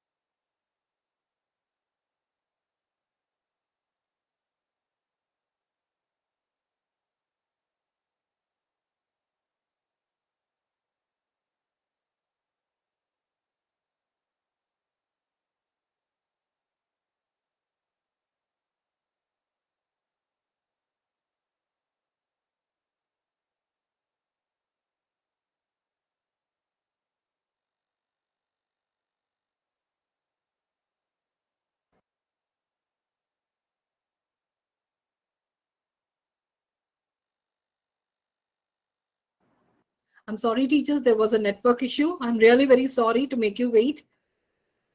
Hope I'm audible. Yes, ma'am. Thank you. Yeah. Now, what is your understanding about existential intelligence?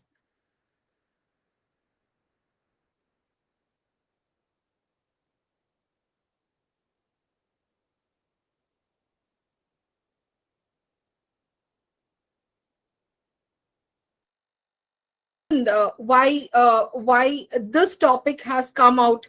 Because today, because of the busy schedule, might be because of the nuclear family culture or single parent culture and other things. Children are not given that nourishment of being mindful. right? Today, even if you visit some of the places, you would say, or even you would see children not respecting elders. You would say the complaint that children don't get up from the place, or they don't even wish elders. If somebody comes, relatives or some elders come in, they are busy in their mobiles, and they don't get connected. Now if they see a tap is just open, and it is just, the bucket is overflowing, they feel like it is not my job to do. Likewise, you would see there are many people who just ignore, this is not my job, right? Now whether the fan is on or the light is on, they feel like this is not my job. Sometimes you would say that you would see that there are people who just keep talking anything and everything. Sometimes we wonder, why is she or he is talking so badly? There is nothing that the person is supposed to react. There is no need for a person to react like that, but still why he or she is reacting like that? Sometimes we wonder. There are few people who doesn't react for anything. You would see that they will be just keeping whatever happens, let it happen. What is for me? You would see the two extremes of people. Either they won't bother, or they will be too much bothered about things. Like, say for example, there are people who keep every time getting involved, getting connected, getting to check on. It means it irritates others, right? So it means what? How a person should behave, mindful, thereby the others are not experiencing any pain because of the behavior what he or she is presenting for the given situation, right? So here we training the children right from the beginning to ensure that they are mindful in their presentation. They are mindful in what they are talking. They are mindful in what they are trying to showcase. They are mindful in their behavior. Got it? So here, because of the present family culture, because of the people, that is the family background, and because today most of the parents are in a hurry to have shortcuts in completing their work. They are completely, might be both the parents are occupied parents, who are working parents, who doesn't have time to actually nurture the child with the positive words or the positive behavior, and the child coming to the school and exhibits the same behavior will not become a right citizen in future. So that is the reason we as teachers, we have the highest responsibility to connect with the future citizen. It means we need to make the learners train on adopting the mindful behavior. Got it, teachers? So that is the reason we came up with a program where SEL, socio emotional learning. So after every topic in environmental studies, you would see the socio emotional learning, where the child trying to apply the positive behavior, thereby the child who is not born existent, that is the child who is born not born existential, is able to what do you call, connect with the existential behavior by the hand holding system. Got it? The teacher trying to make the child realize. Now say for example, after the topic transport, imagine the teacher has completed the topic transport. Now, is it important the child learning the spelling of the different vehicles, or the teacher making the child to realize? Children, now just imagine, you wanted to travel from one place to another. Just imagine, I as have to travel from Hyderabad to Raipur. Now, what is the right mean of transport that I have to choose to travel from Hyderabad to Raipur? Now, what could be the right mode of transport and the mean that I have to select? So here, what am I trying to ask? I'm making the child to relate, and I'm making the child to think. Now the child will either say, okay, train would be one choice, or flight would be, air transport would be another choice. Right. Now, if I wanted to board a train, or if I wanted to board a flight, now will I get a flight just near to my house? Now, which is the place I have to go to board a flight? Which is the place I have to go to board a train? So it means I need to make sure that my learners are aware of the vocabulary airport or railway station. Now, after going to the airport, after going to the railway station, can I get into the any of the train which is available on the railway station? Now, how will I? So it means the teacher checking, that is the teacher checking on their knowledge. Thereby, the teacher is trying to connect with the life skills. Now, after going to the railway station, I need to ensure that I have my ticket with me. I need to go to the right platform to board the train, knowing the train number. Now, after getting inside the train, will the train automatically go? No, the train will be started by the engine driver. So imagine how many vocabularies you are trying to reiterate other than the vocabulary train. The engine driver will be taking us to the destination. The train will be moving on the rail track. Now, when I sit inside the train, now which is the place that I have to sit in? I will, based on the ticket, I know I will go to the seat which has been allotted to me. Now, after sitting in the seat, can I just keep jumping? Can I talk loudly? My mummy has given me some snacks. Can I just open the snacks and start eating and start talking loudly? And I could see some people, that is, some of my friends are sitting. Now, should I eat by myself or should I offer? Should I share? Should I talk loudly or should I talk softly? Should I talk harshly or should I talk politely? So it means the teacher is trying to check on the knowledge. The teacher is trying to check on the skill. It means the life skills and also the values. Right? If suddenly, if some elder is coming, should I offer the seat or should I cross my legs and sit? So it means by posing the question, we are trying to make the learner to train, to behave mindful. So that during the actual situation, actual time of the real-time experience, the child will start recollecting, oh, my teacher has told me like this. My teacher made me to realize all these things. The child will start reflecting. So it means those children who are not born existential intelligence, at least try to behave properly. Is that clear, teachers? So it's very important how we try to connect SEL. Got my point, teachers? Any doubts in this? Yeah. We will still more discuss it little later about these things during our actual next set of sessions, teachers. Right? Today, just try to understand that our program is also connected with SEL.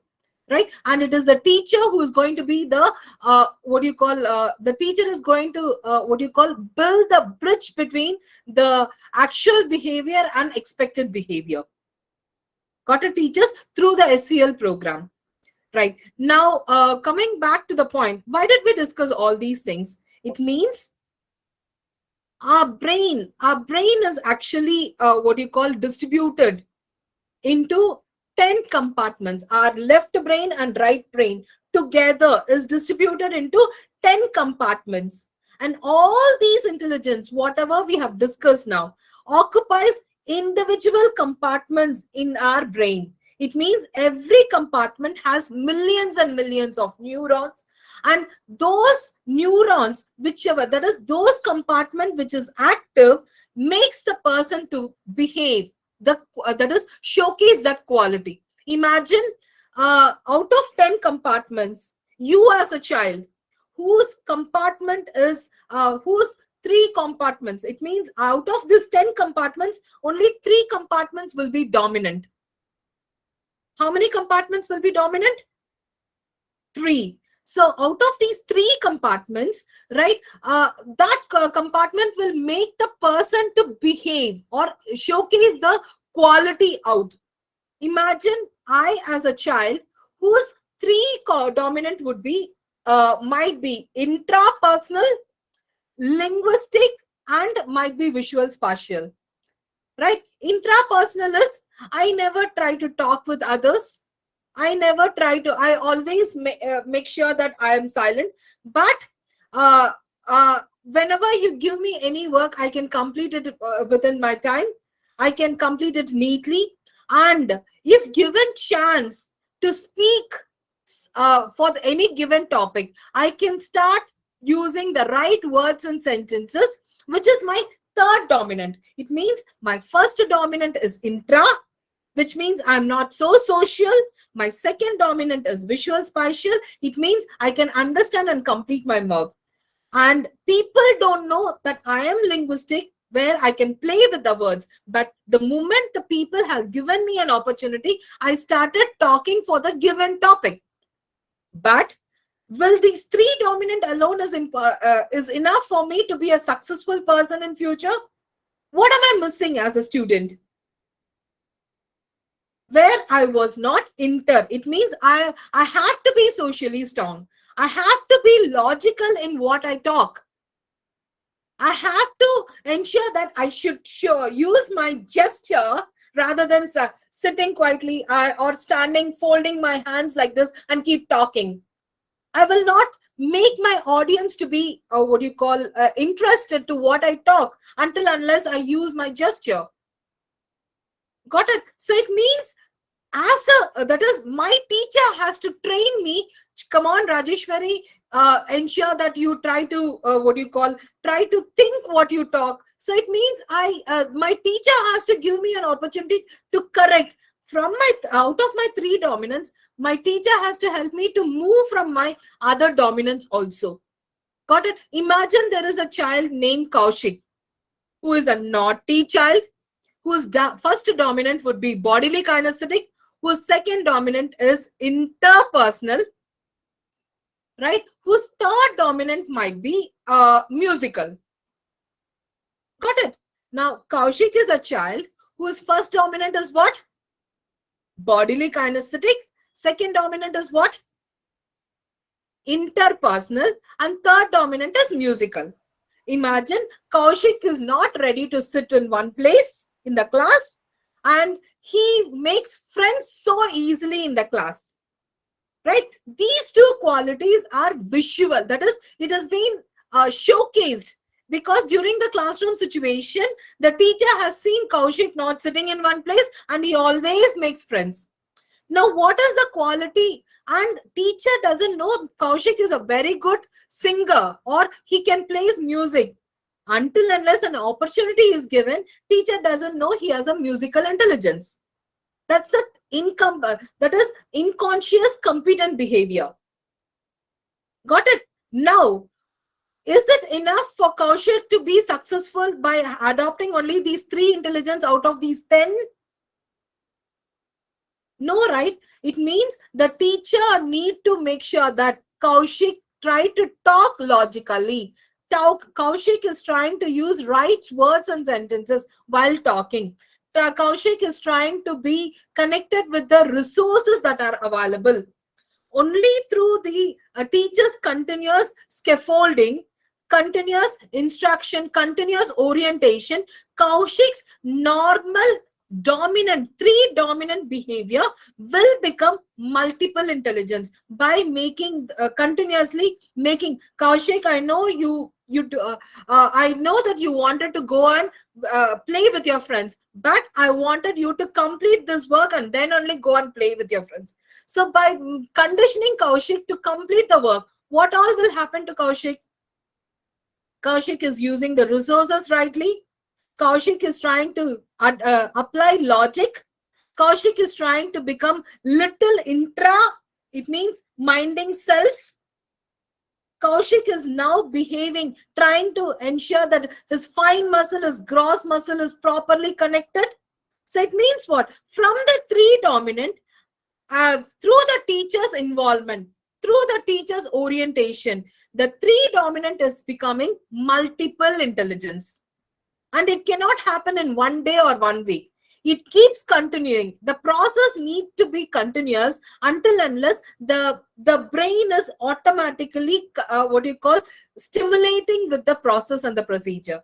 It means, see, my dear teachers, this 10 fingertips, can you see your 10 fingertips? These 10 fingertips are connected with the 10 compartments in your brain. The more and more these fingers are given hands-on activities, rightly, thereby all the compartments in the brain works evenly. But sometimes if these fingertips are not given any work, it means the three dominant keeps popping up. So it means that makes the child to actually participate. So that's the reason you will see there are learners who are shy, there are learners who are active, there are learners who are talkative, there are learners who are logical. So it depends upon their dominance that keeps affecting. So from the three dominants, we are expected to create multiple intelligence by continuously hand holding them, continuously correcting them. Got it, teachers? Right? During our real-time classroom situations, I'll help you out how we can come up with the rotational group activities also using these multiple intelligence formula. Okay, right now just try to understand that we have learners who are of different types. And it is we who have to make that three dominant to become multiple intelligence by giving them extra opportunities, correcting them to go with the extra mileage with some corrected behaviors. Got it, teachers? Right. Now coming back to the very next thing is, now how do you children learn, and how can you access learning preferences in your class, and why do we need to know about the learners learning preference information? What is the reason?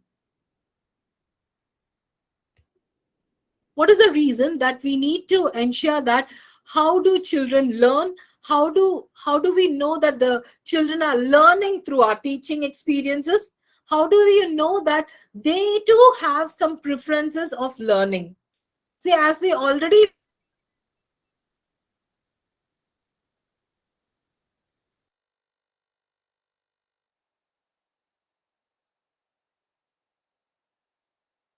styles of learners, how many learning styles are there?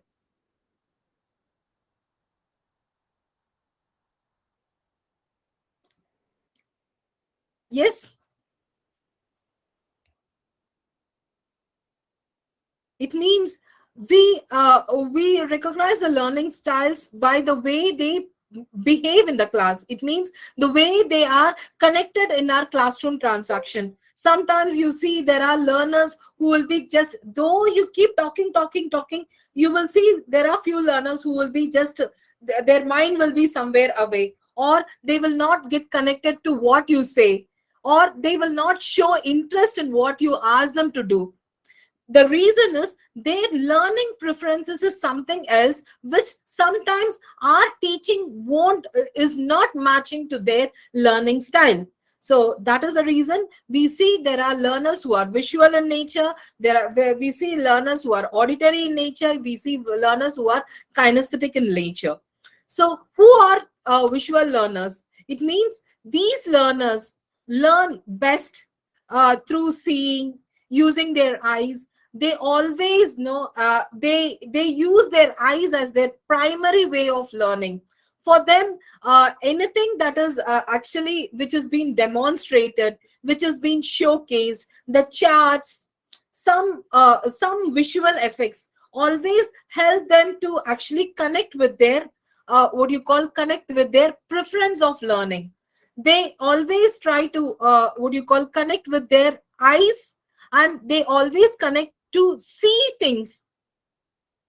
Got it? And these learners, these are the qualities actually. When you see them, no, they take numerous detailed notes, or they sit, they try to sit in front row, or they look very neat and clean. There many a times you see children closing their eyes and start saying things to remember things, because they keep visualizing things. You would see sometimes they would find something to watch if they are bored. It means they keep turning the pages. You would see that the children will start connecting with the boards, with the displays. You would see that they would be liking to what you call learn through the illustrations or demonstration. They love colors, and they are attracted with the what you call something which is being displayed in their softboards. Sometimes you would see that they love or they learn just like that if something is being stimulated, something like, say for example, a jungle, a model of a jungle, a model of a restaurant, a model of a zoo, something which is simulation, something which is being a mock, something as a big picture. They love seeing all these things, right? So these visual learners always try to use their eyes as a dominant source of what you call organ which absorbs the learning skills, right? Now coming back to the auditory, it means they have the choice of hearing. They always have the choice of hearing. They learn best even in the drowsy mood. They feel like their ears are very strong, right? And for them, what do you call, they sit wherever they wanted, but they know that they are listening to you. They need not pay complete attention. Like, say for example, the intrapersonal intelligence, they look as if they don't participate, but their listening skills are very strong. And that is the reason whenever you complain that is such learners parents, that your child is not participating, your child doesn't open mouth, your child doesn't what do you call respond to whatever, because the parent will say, no madam, my child talks so much at home, my child tells everything, that whatever happens in the school or in the class, my child comes and tells me everything which is happening in the school.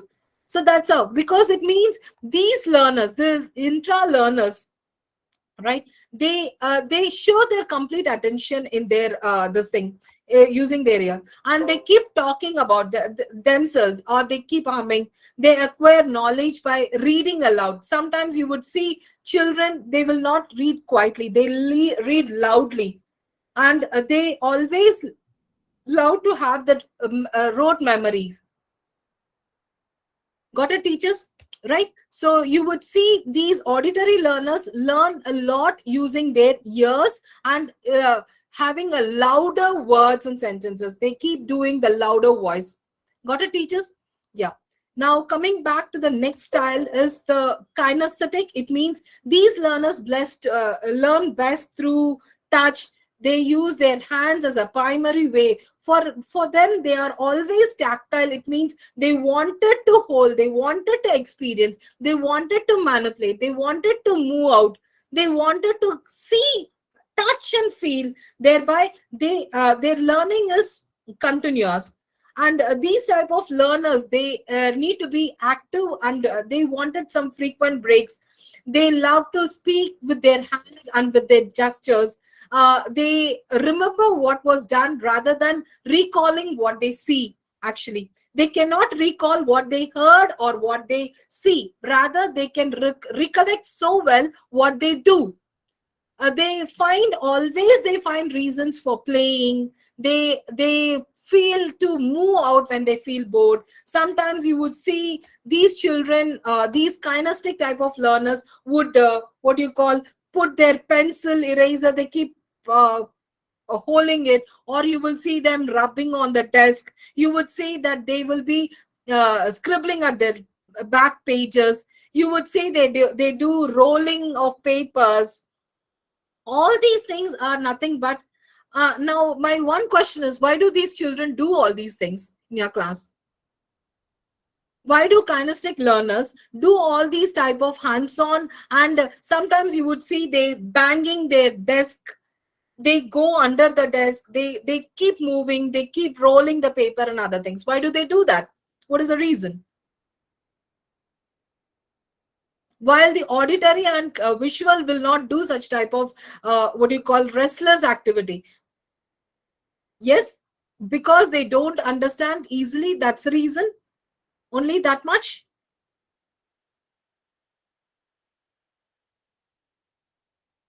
It means these learners cannot get up and say, teacher, your class is boring, teacher, I'm not able to understand, teacher.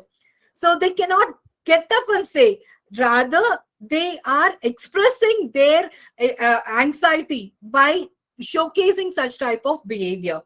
Got it? It means these learners need scaffolding. These learners need frequent breaks. These learners need lots of reiteration. It's not that they are not learning. Their learning style is not being addressed by us. That's what we need to take care of. Got it, teachers? Right. Now you try to what do you call relate with what do you call the need analysis matrix which I gave you. Right now, I wanted you to actually try to understand how, as teachers, how, as individual class teachers, how are we going to apply these things? It means, are we going to talk to the previous class teachers to know the learning style of our learners, know about the parent group, know about the achievements of the learners, know about their preferences of the learners? Either you can, if you are a UKG teacher, try to brainstorm with your previous class teachers, or if the children are newcomer, start observing them, start trying to connect with them, start trying to understand what are their preferences, how are their parents support and other things. Got it? If they are old students of your school, it means if they have experienced of nursery, LKG, so that the UKG teachers can go talk to the previous class teachers to know about the learners. Got it? Likewise, even the LKG teachers, nursery teachers, you cannot do, you cannot have the, only you can check with the parents to understand the learners.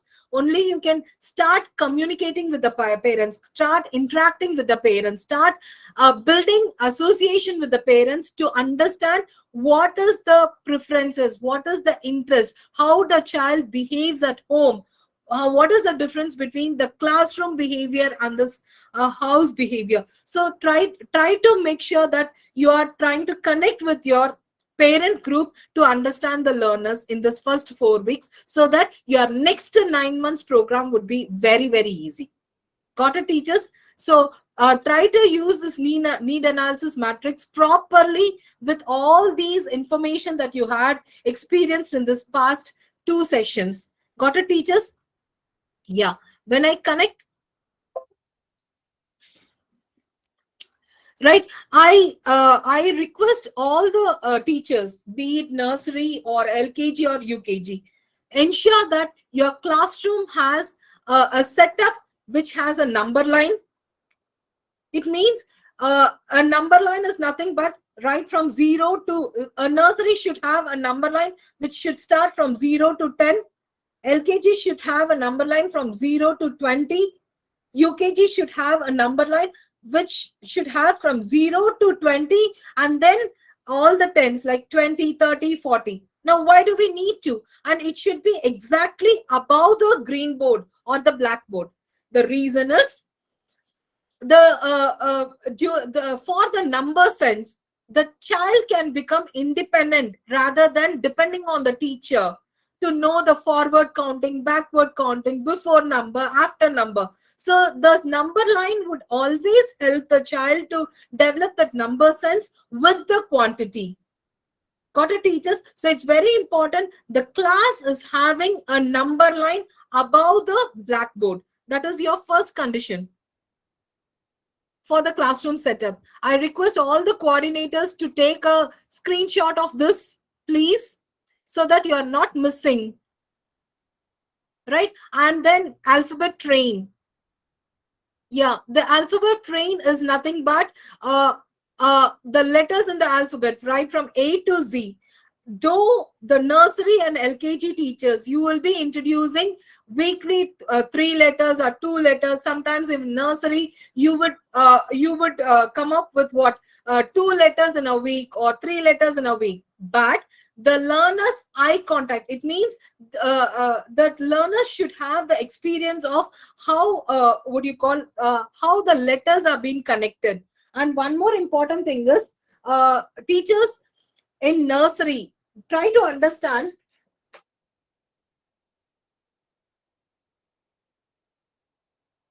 Can you able to see me? See the board?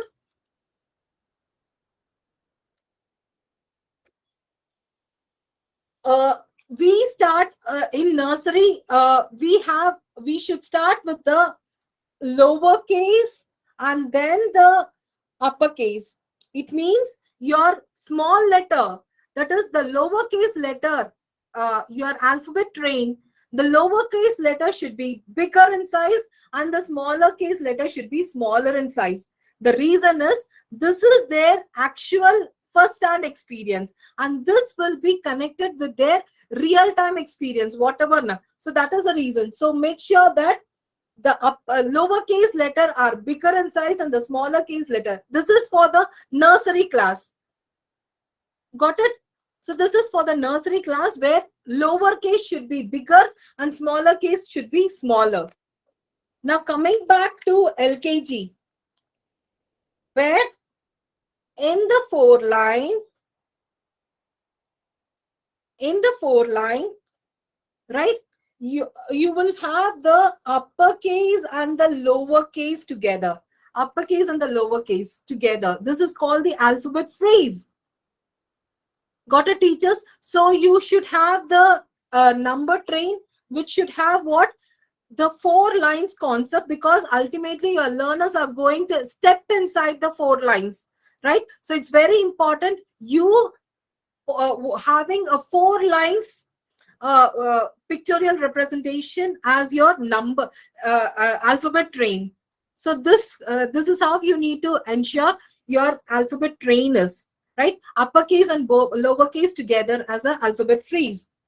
Now coming back to UKG class. See, here we believe that UKG, if your school is recommending cursive fonts, right? It means by UKG, all your learners are supposed to learn cursive. If your school is insisting on cursive, it means you will have a display of alphabet train, which has four lines with two chunks, where uppercase and lowercase of print font, uppercase and lowercase of cursive font. Is that clear, teachers? It means the fonts are different, but the sound is the same. Yes, so that the child is indirectly learning what the child is seeing, because the child's fine muscle development, eye to hand coordination, left to right directionality is thorough and complete by UKG. So it's very important that we try to build in a a structure which is pictorial, right? So your alphabet train can have such type of pattern. Got it, teachers? Do you think it is possible? Yes, teachers. So you need to have an alphabet train. Now, welcome corner. What do you mean by welcome corner? What do you mean by welcome corner?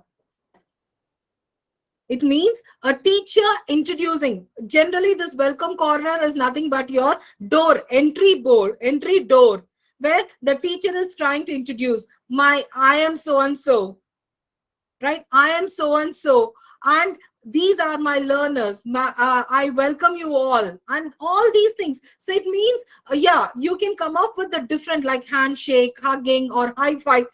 Even that is also a welcome corner, or a teacher introducing, yeah, a high five or something.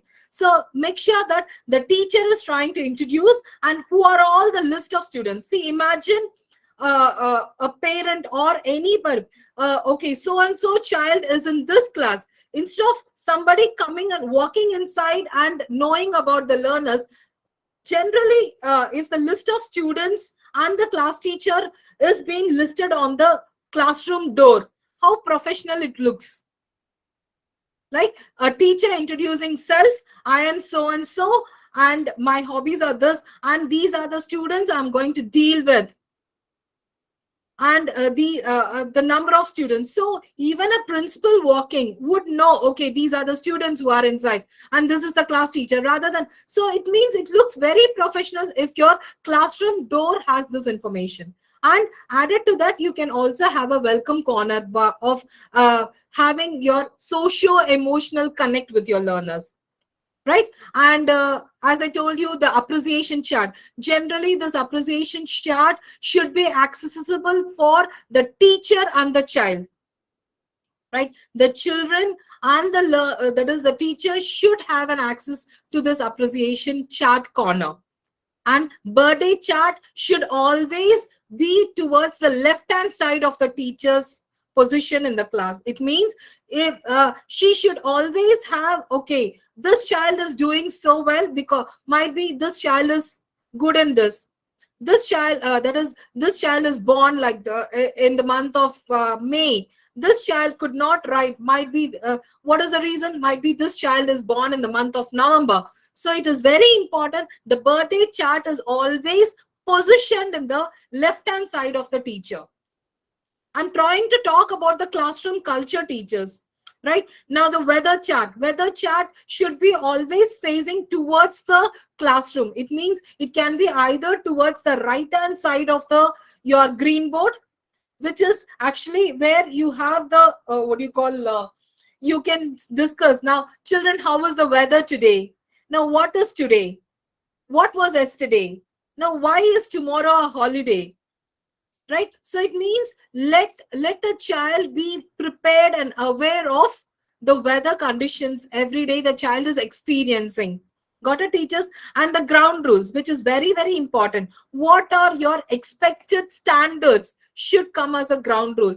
It is not that the child need to learn those ground rules. It is the child need to participate in the ground rule. It means the teacher need not put those ground rules on the paper and put it on this thing. The ground rules can be listed by the teacher in her own personal diary, right? And she tried to make the learners learn it through the participation or through her instruction. So let the ground rules be as a documentation for the teacher. Got it? And the classroom jobs, magic words, give me 5, all these things you can come out with your own creative ideas to make it happen, right? And one more important thing is the moodometer. What is the need for a moodometer? So that either a teacher is trying to express her mood, yes, I'm very happy, or I can, that is you can also ask the children, how are you feeling today?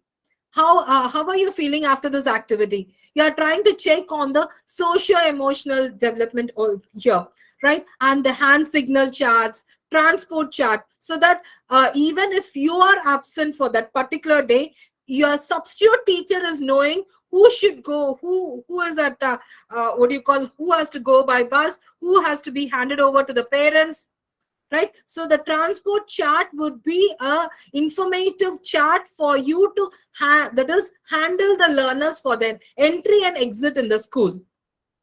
Got it? It is something a must document or a must corner in all your classes. Got it? Right. Now coming back to the shapes and colors, because these shapes and colors should be actually to be stuck in one corner of the class, where the children have to relate and understand that every object around has a shape and its color of its own. Right? So that's how the child can learn to admire the environment around. So shapes and colors is a must. And the sight word wall, as I told you that even in our previous sessions also, how important and how effective, even your course books, your concept and practice note, if you see your English books, you would see the sight word as a dedicated corners, right? So it means these you need to maintain a separate, especially it should be near to the entrance, where it should reach to the child's reachable condition. So give a provision. I'm not asking you to create a sight wall at the beginning of the year, but create a provision of a sight word wall where every week from June onwards, you will be introducing 3 words in a week, which will not have a phonic rules. And these words should be a must and should words that should be introduced at that age. Like the word is, the word the word was, which will not have a meaning.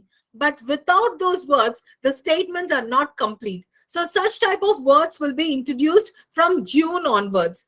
But after introducing those three words for a week, where does those words go? Those words should go into that sight word wall.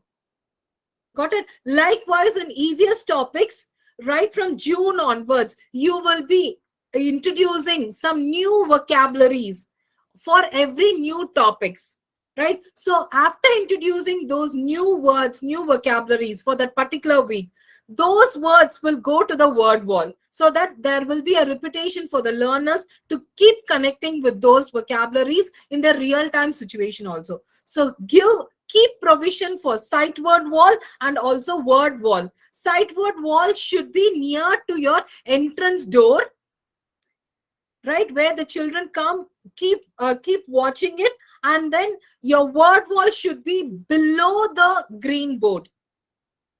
Got it? And there should be some scribbling corner also. It means you can ask, you can either keep a black slates, or you can color a black paint in one corner of the class, where children can go there and start coloring, or sorry, start scribbling their imagination. So that can be a stress buster corner also. Got it? And you can have a corner which is called walled corner. What do you mean by walled? What we are learning to today, we are learning to do what? Today we are learning to color. Today we are learning to run. Today we are learning to uh, trace the dots. So what is that today we are learning? So it means you're going to create an excitement every time that today we are going to learn. Right? So that is your world corner. See, all these things are not mandate teachers, but if these things are there in your classroom is well established.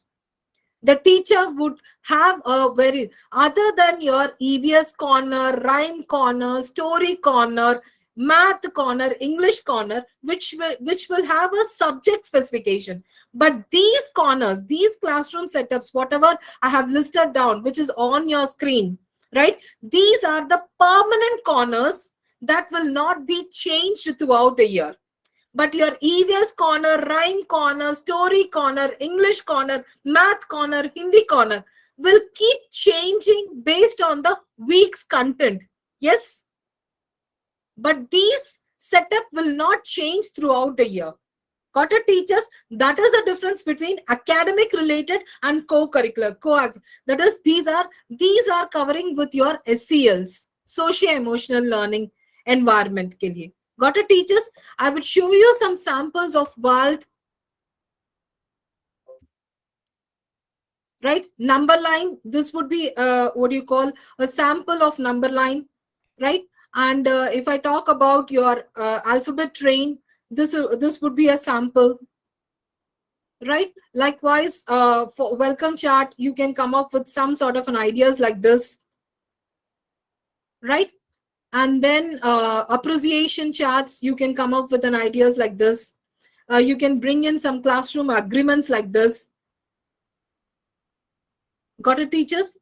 Right? So I request you to bring in your own ideas for the different classroom setups, right? And world we are learning to, you can come up with a what do you call a setup like this, near to your green board, so that the child is aware of what am I going to do, what am I going to learn. The child is prepared today. Got it, teachers? So this is what is all about your learning, or that is engagement activities that you can plan, prepare throughout this 4 weeks of your readiness program. And after this 4 weeks of readiness program, okay, you wanted the number line to be seen. 1 second, teachers, I will.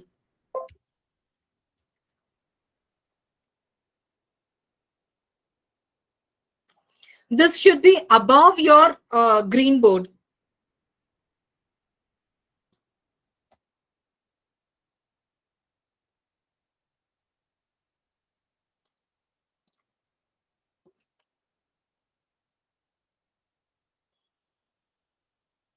Got it? And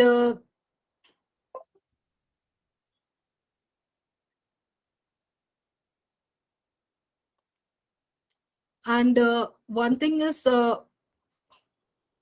yeah, just a second, teachers. And these type of alphabet train, and as I told you, nursery should have the different font size, LKG should have the alphabet freeze like this, UKG should have the 4 fonts together. Got it? And your welcome chat, right? And you are trying to what do you call, make your learners to accept few of the agreeable qualities that the child need to have throughout the year, right? And then you can come up with your appreciation stations also like this, right? And then you can come up with this. Got it, teachers? And for the fine muscle and eye to hand coordination, ensure that nursery and LKG teachers make sure at the beginning of the year, that is at least for 1 week, this first one, teachers, I will not take more than 2 minutes time for this particular thing because it is very important. All the nursery teachers and LKG teachers, do not directly make all your learners to use their pencils. This is the stage for them to use the jumbo crayons. So make sure that you are spreading the newspaper or covering or taping newspaper sheets on the desk. Let the children use the uncontrolled scribbling for their fine muscle development, right? 1 week, let them what do you call, do the coloring exercises like that, right? And then give them next week you can give them the white paper like this. Ask them to, from the uncontrolled scribbling, I wanted you to make the learners to develop the controlled scribbling in the white paper. Got it? So let them color with it. And then next activity would be to ask them to take the same white paper, that is the colored white paper, that is the one. Ask them to fold as much as possible. You show them the demonstration. Come on, fold like this, fold like this. Come on, next, fold like this. Now what are they doing? They are using their finger muscles, right? Eye to hand coordination. Fold like this, right? Now come on, open it. Now can you see the line? Come on, take a pencil, start drawing on the lines. Start drawing. So what are you trying to do? The child is now trying to draw the sleeping line, standing line without, you are just asking them to draw on the foldings, right? Where they are trying to come up with what? Fine muscle development, eye to hand coordination. Now, chalo, let's all tear the paper. Tear it as much as possible. Let them tear it. And let them go. Now you can ask them, now come on, let's all pick up bits of paper lying on the floor. Let them all pick it up using that. So you ask give a condition that they have to pick up using these 3 fingertips. So let them pick. Keep a box. Ask them to run and put it in the box. Run and put it. So you are taking care of the large muscle development, fine muscle development. And after that, the next day you can ask them to roll the paper. Roll the paper, so they're fine. The palm controls and other things, it would take place, right? Let them roll the paper and then ask them to put it in the same box, right? And then next you can just come up with a big chart paper where you can make the children to sit in small groups. For each come up with a small that is a good image where you can you can draw a hut or a fish or a tree or something, image which is little which doesn't have lots of what do you call, fillings and other. You can actually what do you call, have Fevicol, diluted Fevicol in a bowl. Ask the children to dip the rolls and paste it, dip it and paste it. So it is again the fine muscle, eye to hand coordination. So children are working in team. Children will be working, thereby you will be checking who is actually dominant child, who is a not dominant child, who is able to share with others, who is not able to. So these type of activities would help you to observe whether the learner, based on those needs, you will be trying to check on the learners' participation, their preferences and other things, right? Then slowly go to the next task where you are asking the children, that is you are giving a blue box, pink box, blue box, pink box, blue box, pink box. For the blue box, you would say, come on, without touching the up and down, you would be drawing up and down, up and down. In the pink box, you will be, what do you call, moving your hands left to right without touching the lines. So why are we trying to use blue and pink, blue and pink? What is the reason? It means these blue and pink are the line indicators when they touch, when they go to their four lines concept. So before making them to go with the four lines concept, you are trying to make the learners. Now you would be using the lingos like touch the blue line, touch, do not touch the pink line. So likewise, touch, do not touch. So these are the vocabularies they will be hearing from you when they actually write the four lines. So here, bring in the strategy where the child according now on the first row, you are not going to touch the blue line up and down, up and you will be coloring up and down. Pink line, you will be coloring left to right without touching the pink. So the child will know touching or without touching. Now you would come up with touching or without touching. Likewise, bring in your own creative ideas, right? And then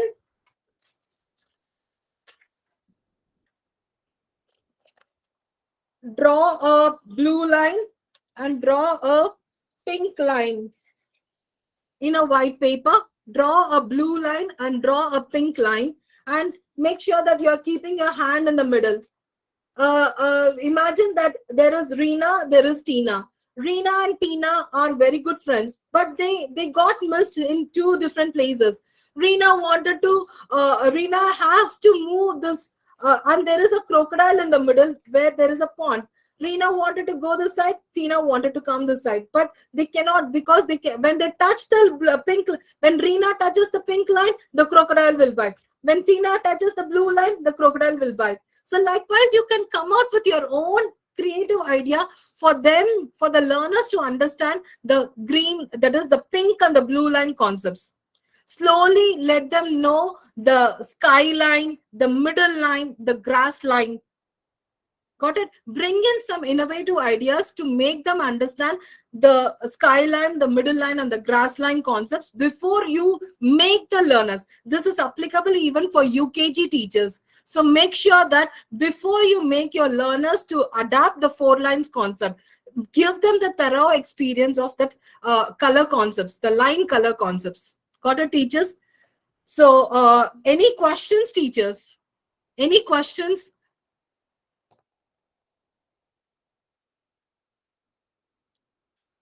I believe that we can go ahead with our readiness program properly with all these inputs. Any questions from any of the campuses?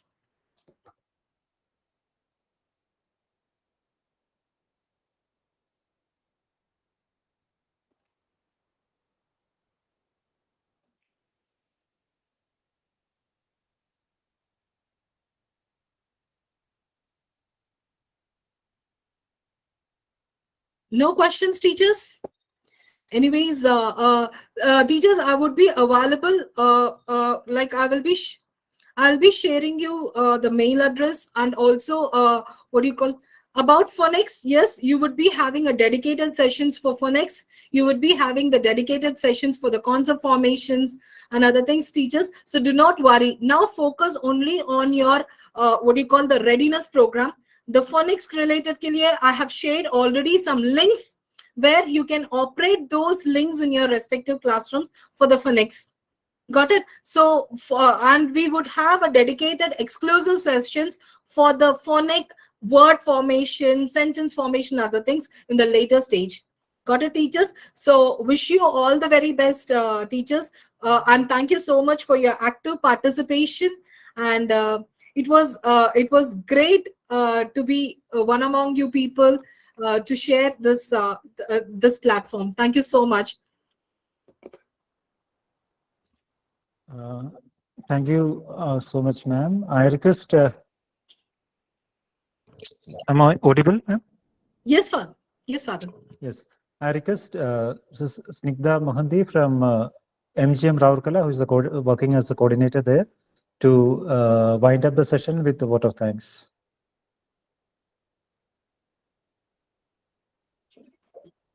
Good afternoon, Honorable Father Joshi, respected Rajeshwari ma'am, respected principals, esteemed faculty members, and dear participants. The best and beautiful things in the world cannot be seen or even touched. They must be felt by heart. Thank you is one such prayer among them. I consider it to be a great privilege to propose a vote of thanks to all the dignitaries who have witnessed the webinar as a memorable and successful event. Today, my words are not enough to express the gratitude. On behalf of MGM teachers, I would like to thank Father Joshi Varghese for his support and guidance and organizing such an informative webinar. I extend my heartfelt thanks to Rajeshwari ma'am for giving us a whole new outlook on working with various types of learners and their needs such as biological, psychological, psychosocial, egoistic, deep work, affiliation, approval, etc. Thanks for such a clear and interesting exposition about the books and teaching strategy. Ma'am, it is no exaggeration to say this workshop experience is transformative both professionally and personally. Thanks for the great insights and strategies. Last but not the least, heartfelt thanks goes out to all the participants for their enthusiastic participation. Once again, I extend my heartfelt thanks to one and all who have assembled here and attended these informative sessions. Thank you.